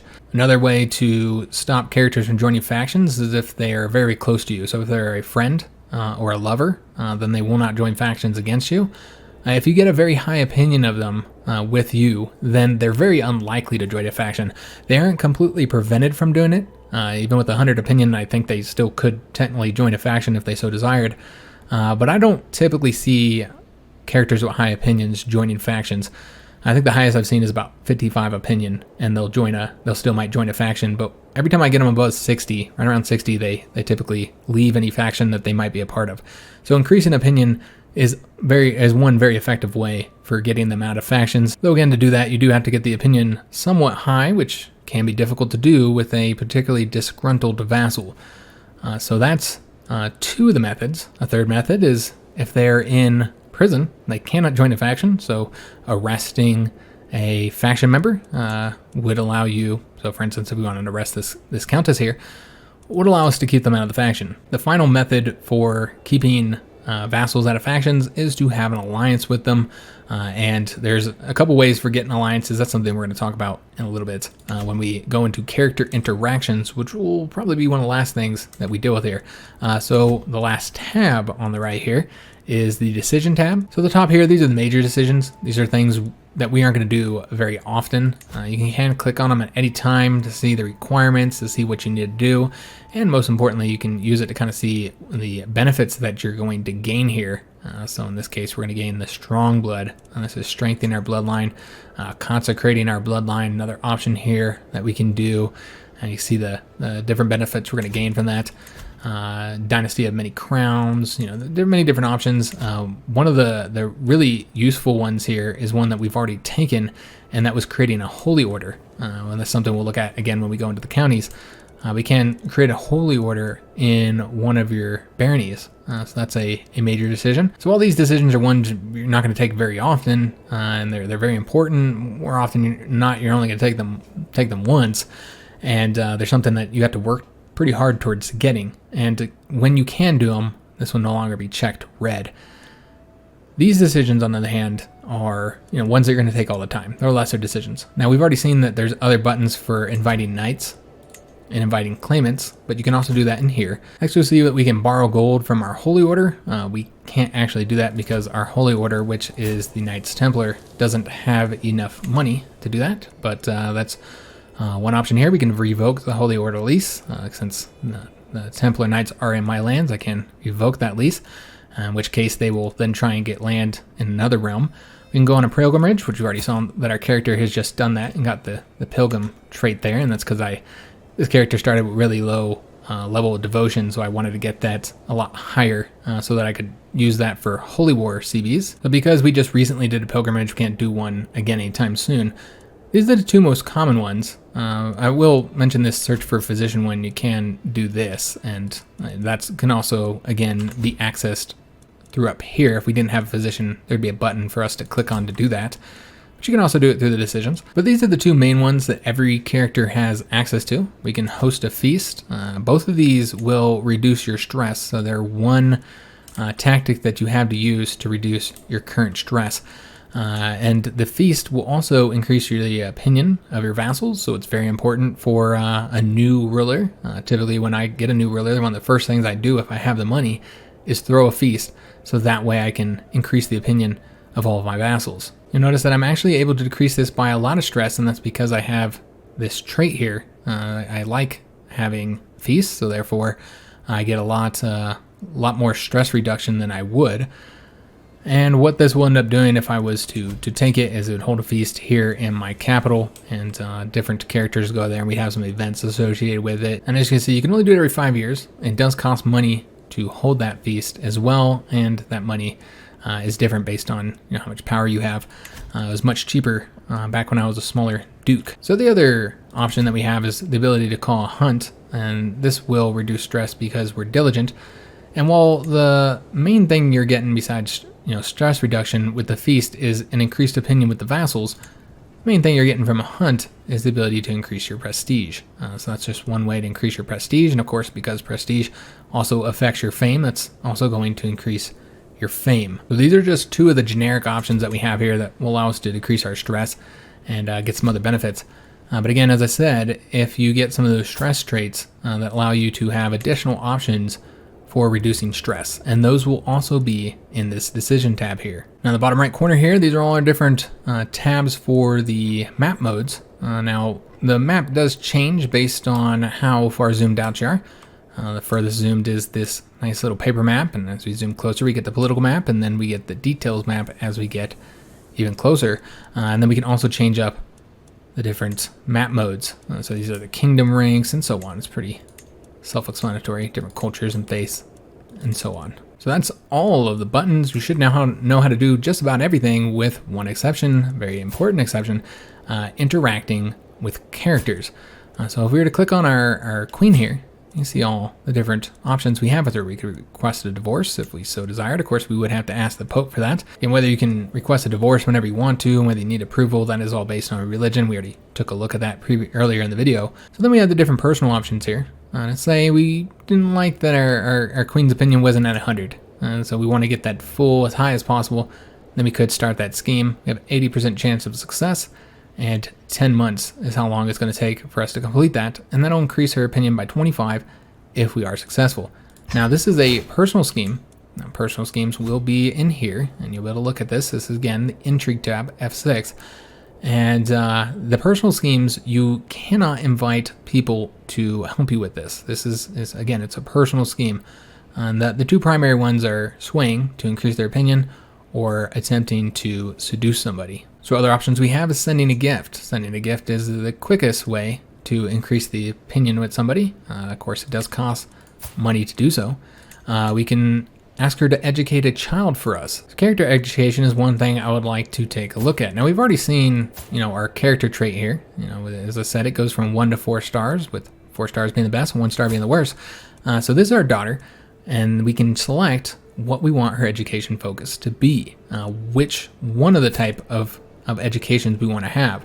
Ours was a stewardship one. We looked at our wife. She was also stewardship, but she has 2 stars over our 1 star. And let's say we're to take a look at our brother here. His focus was military, so he has the skilled tactician one. We have our daughter here, and we can select which education focus we wanted to do. Now, which one you should select will be heavily based off of your character's childhood trait. Each child will get 1 childhood trait, and it will very much determine what education they'll be good with. So with this character, she is bossy. So because she's bossy, she will do well in a martial education. However, there's often more than one option. Bossy children are also good with stewardship. And then you can do other ones, but if you don't pick the one that they're good at, then they're less likely to get a good education trait. With this one, we don't have any penalties. And same with this one, we don't have any penalties. But if we went with the diplomacy one, well, bossy children just struggle with diplomacy education, so it results in this character being less likely to get a good character trait. So for our daughter here, we're going to keep it on martial education. Now, in addition to selecting which education focus a character is going to go with, you're also going to want to give them a guardian. A guardian will also help that character get a better education trait. Now, when you're selecting a guardian for a child, you will of course want to pay attention to that potential guardian's education trait and their learning ability. But another factor to consider, and this is what we're going to do with our own child here, is whether or not you just want to make your own character, the character you're playing as, to be the guardian, specifically for your heirs. We're going to put that in there, and now our guardian, and we might need to change the character real quick. Now the guardian is ourselves. And one reason why you might want to be the guardian for your heir is that the guardian will get several events during the child's lifetime about certain traits that they have earned. They'll earn, a trait, and then an event will fire where you have the option to potentially counsel them away from that trait. So that's one reason why you might always want to be the guardian of your heir, so that way you can keep them from getting potentially unwanted traits. However, if you get one of those events, I ask you if you want to potentially counsel them to get a different trait than the one they got, it does cost stress. So you do need to consider that. That's one of the many ways that you get stress is by the guardian events. Now let's say we no longer want to be a guardian, maybe it's just too stressful for us. We can go through the character interactions, which again is right clicking on the character, and then we can remove the guardian from this child. So let's go back to our wife here and see what other options we have available. Now we can only run one scheme on a character at a time, so therefore we cannot seduce or romance. Let's say we did want to do that. Well, we could always cancel this scheming, abandon it, and then go to the seduce or romance. Now, the tooltip does kind of tell you the difference here between seduce or romance. We're going to try and romance our wife. We have a 95% chance of success. It's going to take 15 months. Certainly, it takes a long time to get that romance brewing. And so now we can do that. There's also the option to ask to take vows. You cannot do this with a married character, but this is one way to get characters into a holy order or the clergy. And if you do ask for somebody to take the vows, then they will lose the ability to inherit any land. So it's just one of your many tools available for dealing with potentially unwanted inheritances. So these are personal schemes. There's a few other ones that will pop up based on the different mechanics that you have available to you. Then we have the hostile schemes. We've already looked at Imprison. We have the murder scheme, which we can't do against our wife because we are already scheming against her. We'll take a look at that with another character. And then we have the request excommunication, where we ask the Pope to excommunicate our wife, which will give us many advantages. If she is excommunicated, it is considered a crime because we are Catholic. So that's one way that we could potentially arrest somebody that otherwise we wouldn't be able to arrest. Or without getting tyranny, I mean. So that's one way to deal with, a vassal who maybe the Pope doesn't like. Then we have the vassalage and court options. We can grant further titles, and we'll look at this with a vassal. Let's in fact look at our very powerful brother here who has inherited all these lands. So we'll look at the different options that are available to him. So nothing really different here, just offering the guardianship. That's offering him a child to be the guardian of. However, you notice that because our brother is in our dynasty and we are the dynasty head, which any dynasty head options will have this little icon here. Because we're the dynasty head, we have these additional options here, and that is to disinherit and denounce. So disinheriting will completely remove the prince from the line of succession, and we can do that to any member of our dynasty because we're the dynasty head. However, doing so does cost the renown points, and that's the reason why my dynasty has not gotten any of the different legacies, because I have spent so much of my points disinheriting people and then re-inheriting them to essentially have an elective monarchy where I elect whoever the next heir is. So I use that a little bit too much, I think, in this playthrough, so that has resulted in me not getting any legacies. But it is a very powerful tool that is available to the dynasty head. Of course, this will grant him the disinherit trait. All members of the dynasty will have a negative opinion of him, and he won't be able to inherit any lands. And as you'd expect, it would decrease his opinion of us. And this also costs prestige, quite a bit of prestige. So that's one thing you have to consider, and you're utilizing that. One other option that you're not seeing here is to re-inherit, to basically reinstate their inheritance if you happen to have disinherited them or a previous dynasty head disinherited that character. And we can also denounce them, and they'll gain the trait Denounce. That decreases their diplomacy and their prestige. And this is also a crime, so we're able to do this, and then we'll be able to arrest the character. In addition to that, it will reduce the opinion of any Catholic characters.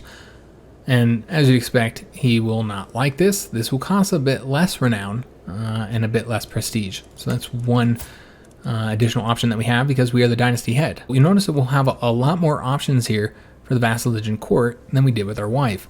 So we can grant him any additional titles. We can do that by clicking on the map to give them to him, or we can use this here to click on titles. So for instance, we could give him this county right here, as well as the duchy title if we so desired. Granting titles does drastically increase the opinion of whoever you gave the title to, so it's very useful for increasing opinion. And you'll see here the new domain size that we'll be at once we give up this land here. So the main purpose, of course, of giving up land is when you are above your total domain limit. Also see the option to revoke titles. So we can take a title from him. This is considered tyrannical unless you have the right to take a title from them, typically because they committed a crime or something like that. So as of right now, this would be tyrannical. However, we can also use a hook to do it. That's another option for taking titles. Next, we can modify the feudal contract through here. Of course, we saw we can do that through the other tab, but this is another way to do it. We can grant him a vassal. So the difference here is we're not giving him any new titles. We're just putting one of our vassals underneath him. So perhaps you have a very rebellious vassal that just is never going to like you and is just causing you a lot of problems and joining factions. Then that's one way to get rid of them, is put them underneath somebody else, and they will no longer be your direct vassal. Of course, if we give up one of our vassals, then that does result in us losing the taxes and levies. That would instead be going to his new lord, but they would still be in our realm because, of course, they're still underneath one of our vassals. They're just no longer a direct vassal. The other options that we have here is we can grant independence to him, and then he'll become completely free, or we can retract a vassal, so we can take one of his current vassals from him and put them directly underneath ourselves. Of course, this is a tyrannical act, but you'll notice it's not that big of a deal. It's only 5 opinion, so they don't consider that as bad as directly taking their territory from them. So those are many of the different character interactions with the domestic characters, the ones in our own realm. However, if we looked at another realm, we'd see some different character interactions. So with that previous character, we didn't have the ability to arrange marriages because he was already married. But we could do that with other characters in our land. I didn't really show that. We'll take a look at that when we talk about marriages. With a foreign character, we can declare war. I'm going to pull up this screen. Again, this is all something I'm going to be going over in the military video because, again, this one's really long. So we're going to have that in a separate video, but this is how we declare war on characters, and we'd use one of our Casus Belli. We'd have to select one, Casus Belli, select the objective for that, and then declare war. And again, this is all stuff I'll go over in that next tutorial. Other unique options that we're seeing here is that we can join his war. If he was in a war and we were ally and he didn't ask us to join, then we could ask him to help him out in that conflict. So now let's dig a little bit deeper into diplomacy. We've talked about war and character interactions, but one of the primary diplomatic actions that you're going to be taking is arranging marriages. Now, you can arrange a marriage for any character within your realm if you want to. Typically, you'll really only arrange marriages for your own children. Maybe some of your other family members too, but for the most part, you want to arrange marriages for your children. Now, this is a very important element of Crusader Kings 3. There's a lot of different factors to consider when you're trying to determine who you want to arrange a marriage with. Now, the 4 primary factors you need to consider are 1, inheritance, 2, alliances, 3, the character's skills and traits, and then the 4th and final one is the so-called breeding game of the Crusader Kings series, these congenital traits. So let's go over each one of those different factors that you need to consider when you're arranging marriages one by one. So the first is, of course, inheritance. So we have arranged a betrothal for our son. So if you're arranging a marriage between 2 adult characters, then as soon as everybody agrees, then the marriage will happen immediately, and those 2 characters are now married. However, if one of the 2 characters is not yet of age, which remember means that they are under the age of 16, then you will instead arrange a betrothal, and that's what we have with our son here. And again, the first factor that we need to consider is inheritance. So I've had this independent land here bordering my realm for a little while, and I think it's finally about time that we bring this land into our own control. And so the way that we're doing that is through inheritance. So this is the character that our son is betrothed to. So when they're both of age, which she right now is 10, well, we are 4 years old, so it's going to be about 12 years before these 2 characters can actually marry.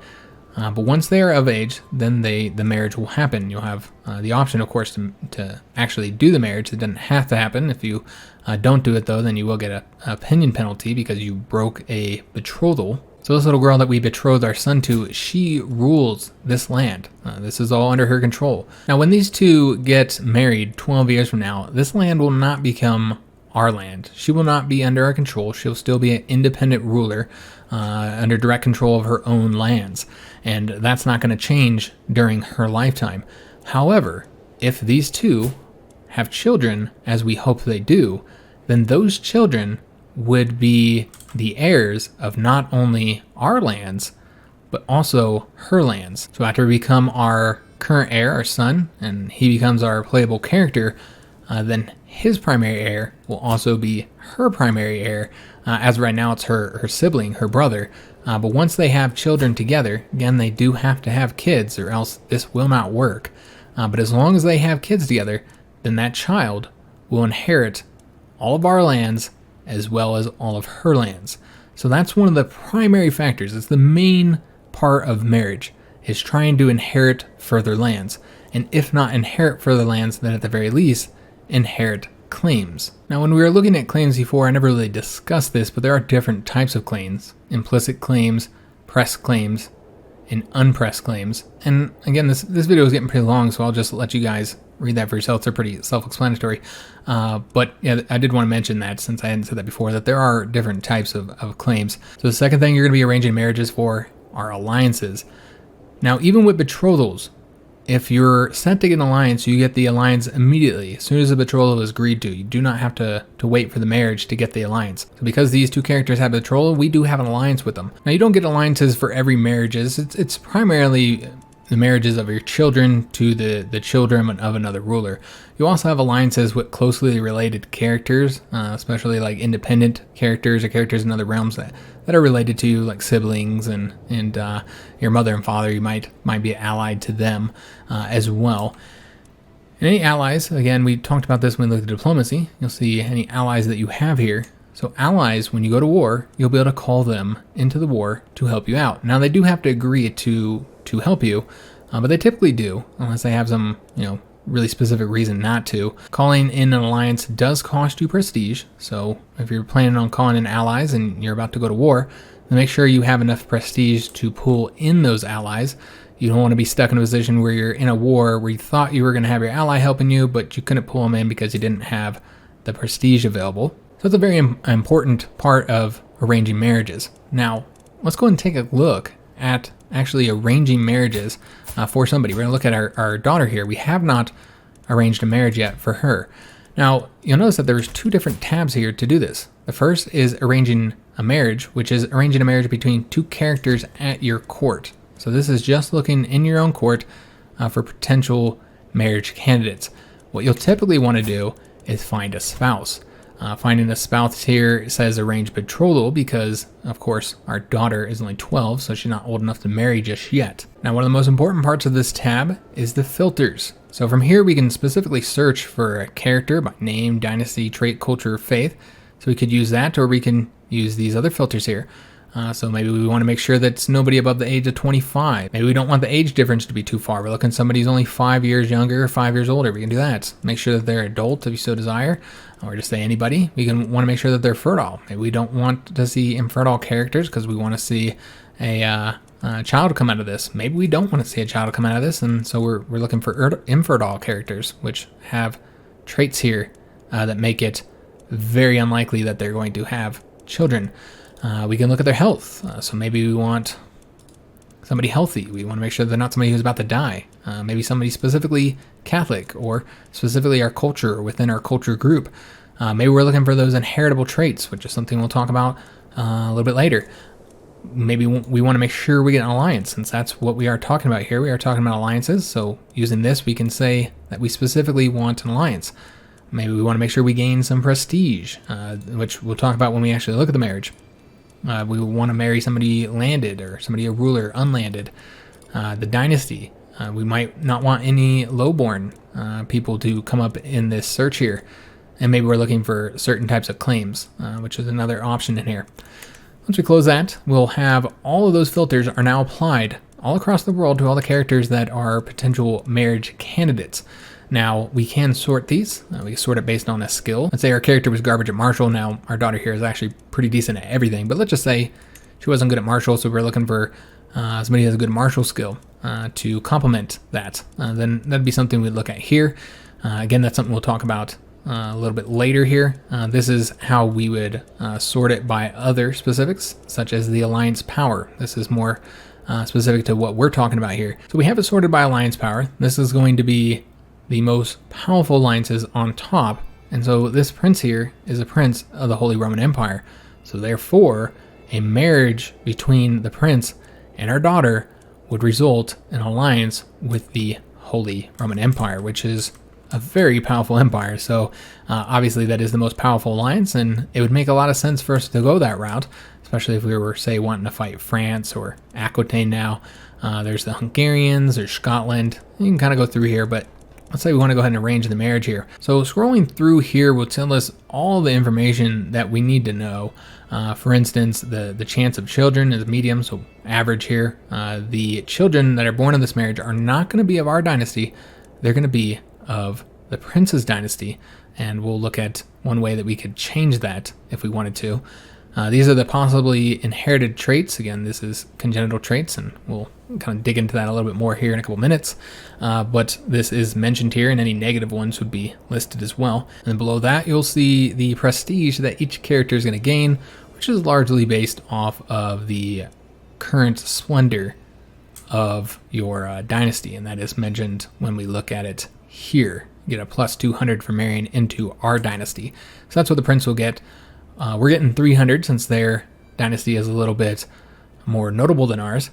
We're also getting a 200 because we're marrying a close relative of the emperor. So that's how much prestige each character will get from this marriage. And then finally at the bottom here, we can see the potential alliances that we will get from this marriage. And we'll get an alliance with the Emperor Heinrich VI of the HRE. It also shows what his current military strength is, which is similar to ours. He's got 9,659, so a little bit less than us. So this is helpful for determining how useful that alliance will actually be based on those troop numbers. Lastly, you'll see that there's two little buttons down here that we can make use of.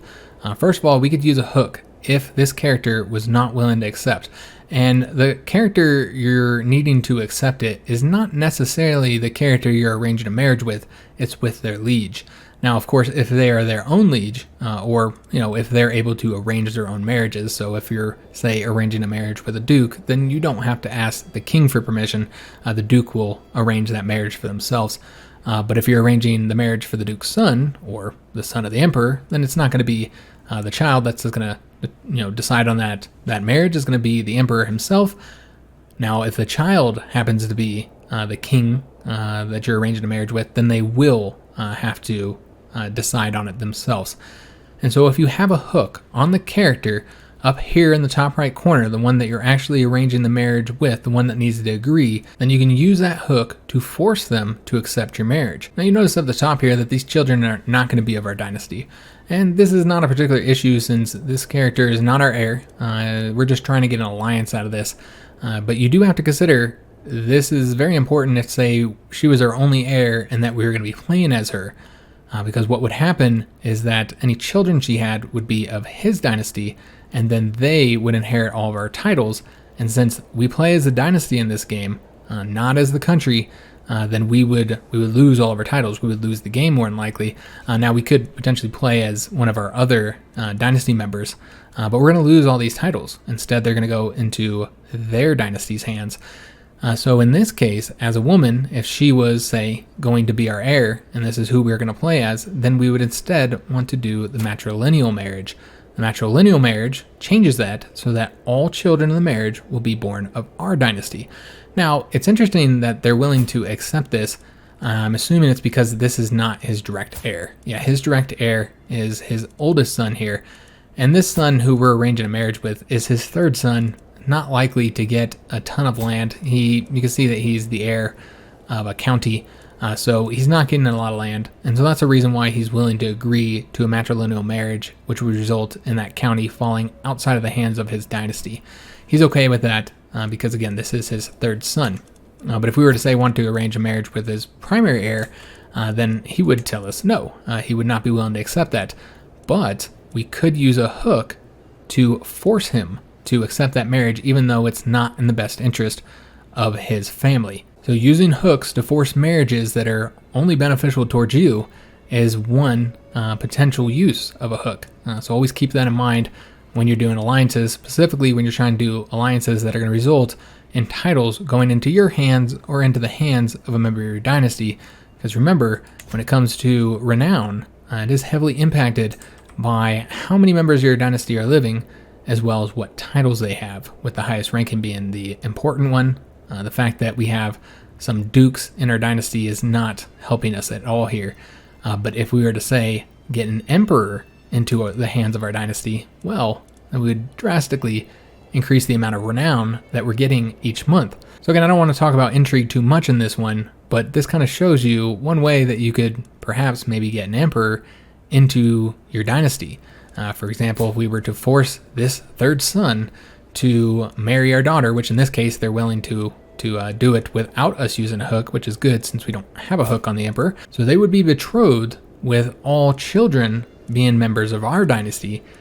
And then let's say if something terrible was to happen to his two older brothers, potentially we were to do a murder scheme, which we haven't looked at yet.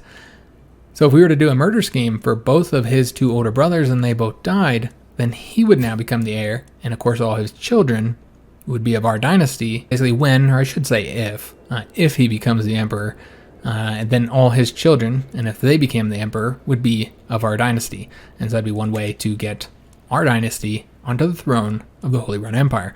So let's go and take a look at this real quick. Just do the start scheme here, just so we can take a look at something we haven't seen just yet. Again, something I'm going to dig into a little bit more in a different tutorial. But this is the hostile scheme to murder, and because it's a hostile scheme, it does have the ability to invite agents. You can use any hooks you have to force somebody to work as your agent. If they say that they can be convinced and you don't have a hook, that's because you can bribe them instead. And it's 300 gold here to bribe this member. So why do you need agents? Well, you can see our success chance here is 16%. It's not very good. We're most likely going to fail. We also have a 31% secrecy, which means that even if we did succeed, most likely this guy's going to find out that we, or all his family, I should say, the whole world will find out that we're the ones who murdered him. So we don't have very high secrecy, so more than likely people are going to know what we're up to. In addition to that, we have the scheme progress, which is heavily based on the scheme power. So we're not getting a ton of scheme power, so it's going to take 8 years for us to do this. And part of that is again, not just our scheme power, but our scheme resistance here. This is the resistance to hostile schemes. We saw that our Spymaster can assist with that. This is also heavily based on the Intrigue. And so with the high scheme resistance here, this is resulting in this taking a very long time. So we'd probably want to invite some agents to help us out. And how useful those agents are going to be is shown here. So this is how much increases success chance, and this is how much it increases scheme power. So let's go ahead and invite this guy to help us out here. And he's willing to do it for 300 gold, so it won't be cheap. What about this guy? How much does he want? He wants 150. So by inviting those two, this is going to drastically increase the chances of succeeding. Now, we have our first event here for attempting to romance our wife. So we have different options of what we can do here. We're going to sing a love ballad. I don't know if that's going to work or not. We did increase the scheme power. That's what that did. So the agent has accepted our offer to join us, and so now when we click on this, we can see that agent is here, and now our success chance is 48%, while the secrecy is 63%. Well, now it's only going to take 13 months, so it went from 8 years to 13 months. This count has also joined us, so now we're looking at a 95% chance of success and 95% chance of secrecy, and that's as high as it gets, guys. I don't think I've ever seen any higher than 95%. So that means we're very likely to not only succeed, but also keep it a secret.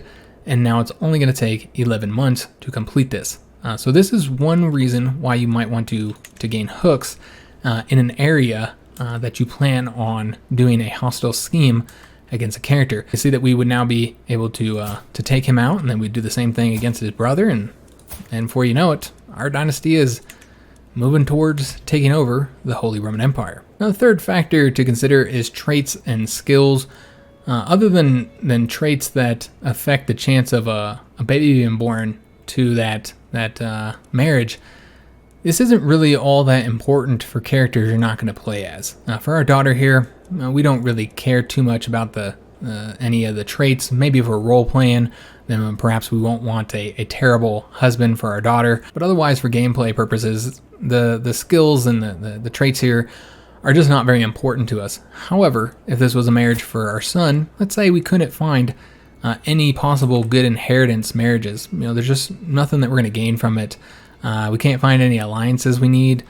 Maybe nobody wants to ally with us because we have too many allies. Once you get a certain amount of allies, then other rulers will not consider your marriages to be as worth it because you have too many alliances. It drastically impacts their acceptance rate. So maybe you just can't get a good alliance and you can't get a good inheritance marriage. So instead, you decide with your son or your heir, whoever your heir is, let's say our daughter's our heir, and in this particular scenario, we want a character that's going to help as our spouse. So maybe we want very high skill points, so they'll be better at doing these spousal council jobs. Perhaps we want good traits that again, might impact how that character acts when they're our spouse. That's always something to consider.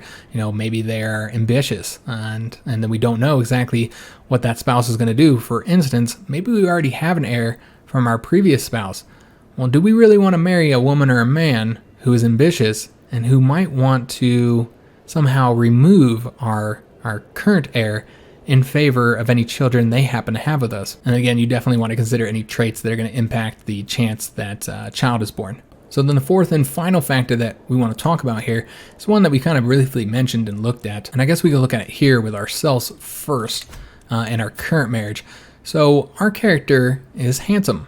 So this is a physical trait. These physical traits have different rankings. I think they go up to 5 rankings. I believe it's 1 through 5 for each different type of physical trait. So this is the attractiveness one, determines how beautiful or handsome the character is. And this one increases their diplomacy, increases their fertility, and increases their attraction opinion. So any character who is attracted to them, so they have to be of a sexual orientation that likes that gender, then we would get an opinion boost with them. So because our character is handsome, anybody who finds men to be attractive would get a plus 20 opinion boost with us. So when I married my wife, this was my primary consideration, is the fact that she is a genius. That is the level 5 intelligence skill. So it's as high as it gets for the intelligence physical traits. And so you'll see she's getting a plus 5 in everything. And then also her monthly lifestyle experience is plus 30%. So essentially a character with this will get perks a lot faster and overall will get far more perks in their life than a character without this trait. So very, very good trait. So I wanted to combine the attractiveness of my king with the intelligence of our queen here into our children. So that's what we were attempting to do. Now, if we look with our princess here, she gained the level 5 genius trait from her mother.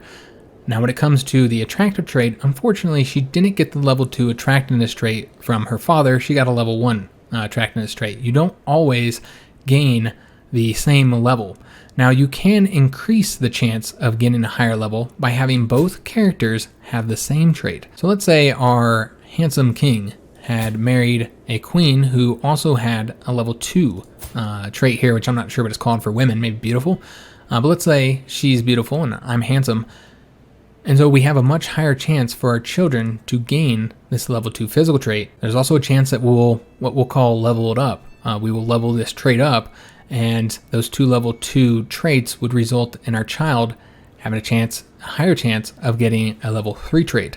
So it's the breeding game where you can breed these very good congenital traits into your children. Likewise, there are negative congenital traits that you are going to want to avoid breeding into your dynasty. So that's also something that you need to consider. In this case, our daughter, she got the level 5 from her mom, while she only got level 1 from the father. She didn't get the level 2. Now we look at our son, despite the fact that he has the same mom and same dad, or at least we think he does. He could, of course, be a secret bastard, something we'll talk about here in a minute. He didn't gain any of them. So that's really unfortunate because this is the character we're going to be playing as. So sometimes the breeding game doesn't exactly work out the way you'd like. So for our religion, any characters born outside of marriage will be considered bastards, and they will not be able to inherit any land. Now we can legitimize them. They'll still have a trait to being a legitimized bastard, so it's still a negative trait, but they will be able to inherit. So that's one way to deal with not having a legitimate heir, is you could just legitimize one of your bastards. Now with a woman, she always knows that any kids that she has down here are hers. But with a father, if there's a secret, if she happened to cheat on us with another man, and we did not know that she had a secret lover, then we would see him as being our son until that secret was revealed. But of course, that secret might be discovered by somebody else and later revealed that our son is in fact not our son and is a bastard. So that's marriages. Last thing we're going to talk about here, we'll briefly go over the war system, but the last thing we're really going to spend any time on is the counties, taking a look at all the stats for the counties. Just going from top to bottom here, of course you can look at all the titles it belongs to. This is the county here, and that's the duchy, kingdom, and empire that it belongs to. This is the control rating. The control rating is very, very important. Once it drops below 100, you start getting a lot less levies and taxes. So you want to try and keep control at 100 at all times. Now, we already saw that we have a Marshal job to increase control. That's your primary method of increasing control in the counties. Sometimes you'll have other ways to increase it as well, and you'll notice that here that we have a few different factors that are increasing the control growth. Have you noticed that it goes very, very slowly without using our Marshal? Even with all those increases that we have, if we were at, say, 0 control, which sometimes you do have counties that start at 0 control when you conquer them, then it would take 200 months for us to increase control up to 100. So in that case, we definitely want to assign our Marshal there to drastically speed it up. Now, whenever you conquer territories through war, the control will typically not be at 100. It'll be much lower. I've seen it at 60. I've seen it start at 0. So that's one of the penalties of conquering territory. However, if you get territory legitimately through inheritance, then it will keep its current control rating. So that's often the better way to extend your lands if you can. So while control reduces the amount of levies and taxes you get, the next stat here is development, which increases the levy and taxes that you get. And development can go up to 100. This is something that you slowly increase through the game. If we look at the current development of our capital here, it is sitting at 21. Now, it does grow on its own if you have some factors that will do so that are increasing it, but it's very, very slow. It's meant to be very slow. Now, we do have a job that we can assign, just like with the control, and this is the Steward, and we can assign them to increase development here, and that will drastically increase the rate that development goes up, but it's still pretty slow. Now, the important thing about development is you'll notice that we're getting a bonus from neighbors. This does affect all of the neighboring counties, even those that aren't yours. Look at this county here that neighbors it. It is currently getting 1.2 per month. 0.8 of that is from the neighbors. So because it neighbors this province, which much higher development, as well as a few other counties that probably have higher development, it is getting a much higher boost than what this province is getting, which is only 0.1. So development does spread throughout your lands. So essentially what you can do is focus on development on your capital and then it'll spread out. Or you can also focus on a county that maybe has a lot of counties that surrounds it. So if we were to focus on increasing the development here, then it would affect all the surrounding counties. Next, you'll see popular opinion. This is how the people who live in this province feel about you. For the most part, it's really only important if it gets below 0. If it goes below 0, then you'll start to see rebellion problems, which we saw on our factions here. We have all these potential rebellions here, these very unhappy people. That is because we do have some lower popular opinion here. So popular opinion is primarily decreased from being a different culture group. You can see we're getting a -10 here, and from being a different religion who sees your religion as evil. So Catholicism is considered as evil here, so we're getting a -45. You also get many different modifiers here that might also affect popular opinion. So we have increased autonomy in this province, so it's actually increasing popular opinion by 30, offsetting some of these negatives that we're getting. So again, the primary thing to consider here when it comes to popular opinion is that dropping below 0 will result in factions forming and more provinces going into that faction. We also get to see the culture and religion. Again, that mainly affects your opinion, but it does affect a few other things as well, such as how many provinces from your culture affecting who's going to be the cultural head. And like these other county stats, we have different ways to impact the culture and faith, which again we already looked at. We can convert faith here with our Archbishop, and of course we can also change the culture with our Steward. So we do have options for changing those so that we can make sure we get rid of any popular opinion penalties that we might be having, such as the ones that we're having in this area down here. Now next you'll see supply limit. I don't think I mentioned this, but development also increases the supply limit. That's how many troops this province can supply. So if you have more troops than that in the province, and it doesn't matter if they're your troops, enemy troops, allied troops, so there are more troops in the county than this overall number, then that will result in all the armies taking attrition, which does reduce their overall numbers. Now all the stats down here are for the holding, the particular holding that we are looking at. Now, as I had mentioned before, there are 4 different types of holdings. We won't talk about the tribal one that's specific to tribes. Tribes are a bit different. That would probably need to be its own tutorial, since again, this one's pretty long, and most of the characters of the game aren't tribal. You'll see them up here in the the first start date, the early start date, 9th century one. Over here throughout both start dates, you're going to see a lot of tribal countries, tribal characters, I should say. But over here in the West, these are for the most part all going to be one of these three main types. The first one being a castle. So the castle is a barony. So let's say we have one right here that we don't personally own. You'll notice that all the ones that we personally own have the name here with how much taxes and how much levies we're getting from that.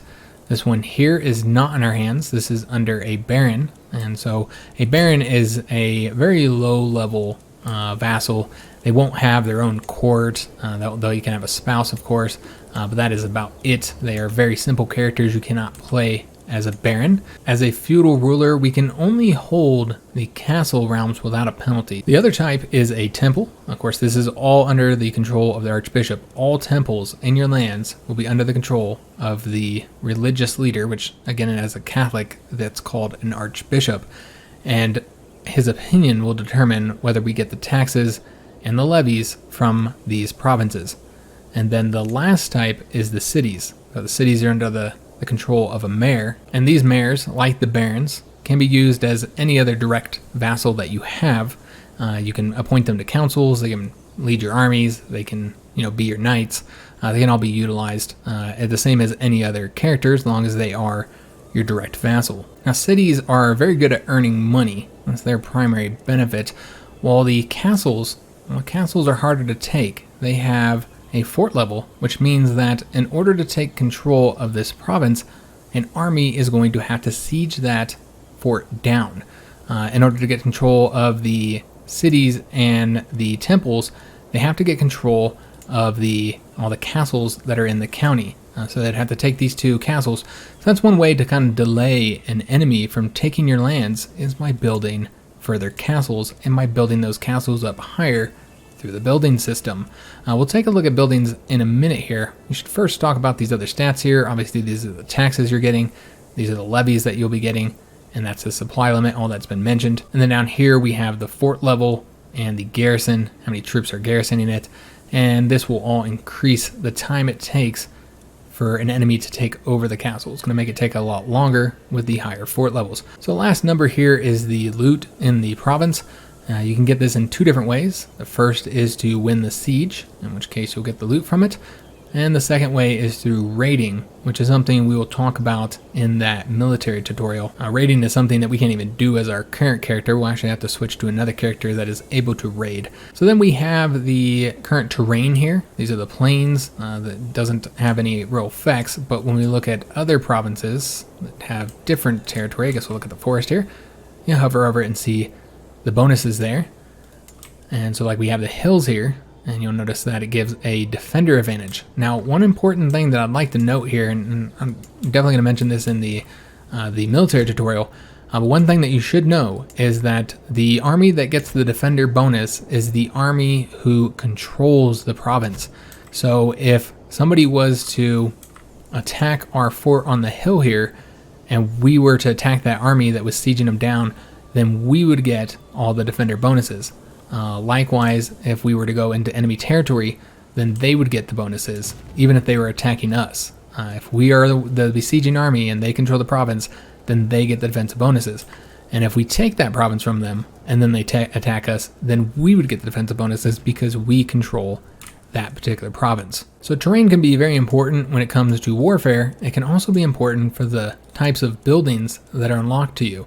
You'll see that we have different buildings based on where that holding is. So if we were to say look at a province that has the mountains or hills, then they would have different buildings based on that. So the buildings are very much affected by the terrain in the province. So now let's discuss the buildings. We have 4 building slots here that we can build in, and we can upgrade these. You see they all have level 2, and we can upgrade them. Of course, you gotta have the money to do so. You also have to have certain innovations in order to upgrade them further, and each one of them have different buildings, different lines. If we were to say look at somewhere that hasn't been fully built out, so if we look at this county here, we can now construct a new building since we have an open slot here. So through here we can see what the bonuses that we're going to get with this current level. We can construct it. This is how much money it's going to cost.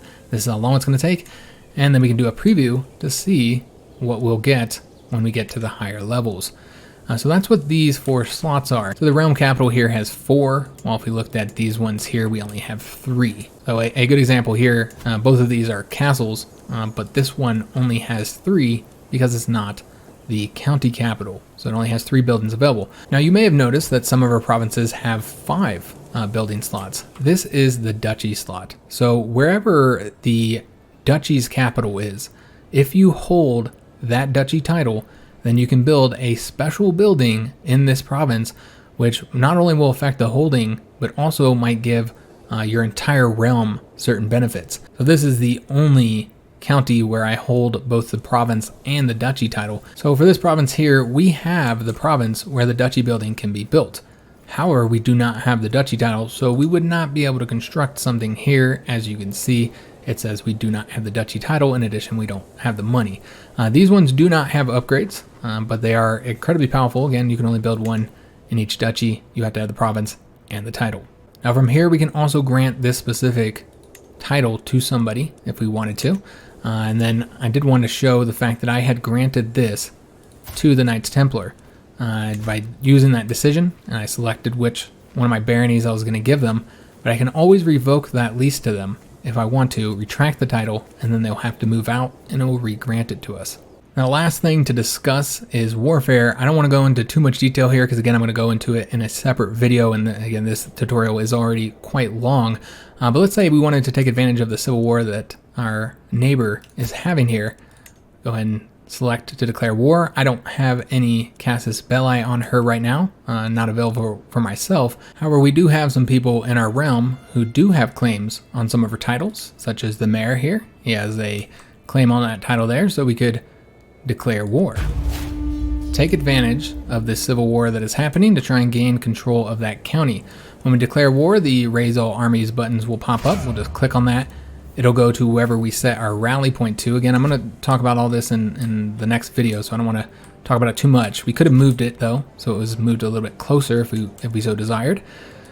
It'll take a certain amount of days for our army to be ready here to gather up.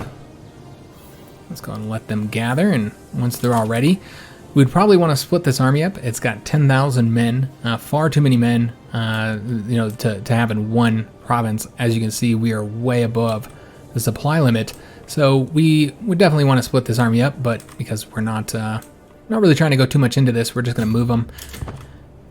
Just select things with left click, move with right click, the same as you do in most strategy games. And just some of the buttons that are here. This is changing the commander. This is to split off a new army, which is what we'd want to do, split these off and start a new army. We can just straight up split in half here. We can split off certain types of troops. We can disband the army. We can also reorganize if we have multiple armies selected here. We can change up their composition, or we can merge those two armies if we had more than one army mixed together here. And then all the different stats here. Again, I'm not going to go into this. Just wanted to essentially show how it works, how you declare war, and specifically how to raise up your armies and disband them. So we can disband them here. We can also disband them in the military tab with this button. This allows you to raise all armies too. So that's going to be all for this beginner's guide. It's ended up being a lot longer than I expected. I do apologize for that. I should have split this up into more videos than I thought. I didn't expect it to take this long, but the game has a lot of depth to it. There's quite a bit to it, and I did want to kind of go into detail about all of the different mechanics. Again, I am going to be doing 2 other videos to go in a little bit more detail when it comes to the warfare, obviously, which we didn't talk about that much here in this video. We'll discuss that a lot more in the next video. We'll also be doing a video on Intrigue, kind of show some of the different tactics, how you can utilize Intrigue to get what you want. I do hope that you found this video helpful as a guide, but if you have any questions, feel free to post those down in the comments below. Either I or perhaps another viewer will hopefully be able to help you out. We have a pretty good channel, a lot of interaction, so hopefully somebody will be able to answer your question for you. I do hope you found this video helpful though. If it did, make sure you leave a like on it, subscribe to our channel, hit that notification bell, and again, leave a comment, tell me what you thought of the video, and if you have any questions, I'd love to hear them, and I'll try my best to answer them for you. Now, all these tutorials can be very good for kind of showing like how to do things and why you should do things. They're not very good for showing the day-to-day play as well. In my opinion, that Let's Plays are far superior for teaching that part of playing a Paradox strategy game. So maybe go check out my Let's Play. I'll be doing a Let's Play that should be releasing around the same time as this video here. Might be a little bit before it because I think this one's going to take a long time to edit, but it should be releasing somewhere around the same time. So it'll definitely be out when this video is out. So maybe go check out that Let's Play or check out somebody else's Let's Play if you'd prefer their style of play. I'm going to be doing a role play style, so it might not be your cup of tea. Plus, I do play a little bit slower, and as you can probably tell from this, I'm a rather talkative person, so maybe my style isn't for you, but I do suggest that you check out a Let's Play on somebody's channel if you're still struggling with the game and exactly what you should be doing when it comes to day-to-day matters. So that's going to be it for this one. I do hope to see you on another video, whether it's that Let's Play series or one of the other tutorials or another video on my channel, which you can access on the front page of the channel. We have 3,000 something videos all sorted by genre. We play a lot of Paradox games, a lot of strategy games, so you should be able to find something to watch. If you like other games, then we play a lot of other genres as well. If you're looking for any links, check down in the description of any of our videos. You'll find links to our Patreon and PayPal, as well as our Teespring store, if you'd like to help support the channel. You'll also find links to all of our social media, Twitter, Facebook, Instagram, all that good stuff. You'll also find a link to our Discord if you'd like to join our community. So that's going to be it for this one. Again, I do hope you enjoyed it. I do hope to see you on another video. And until next time, thanks for watching.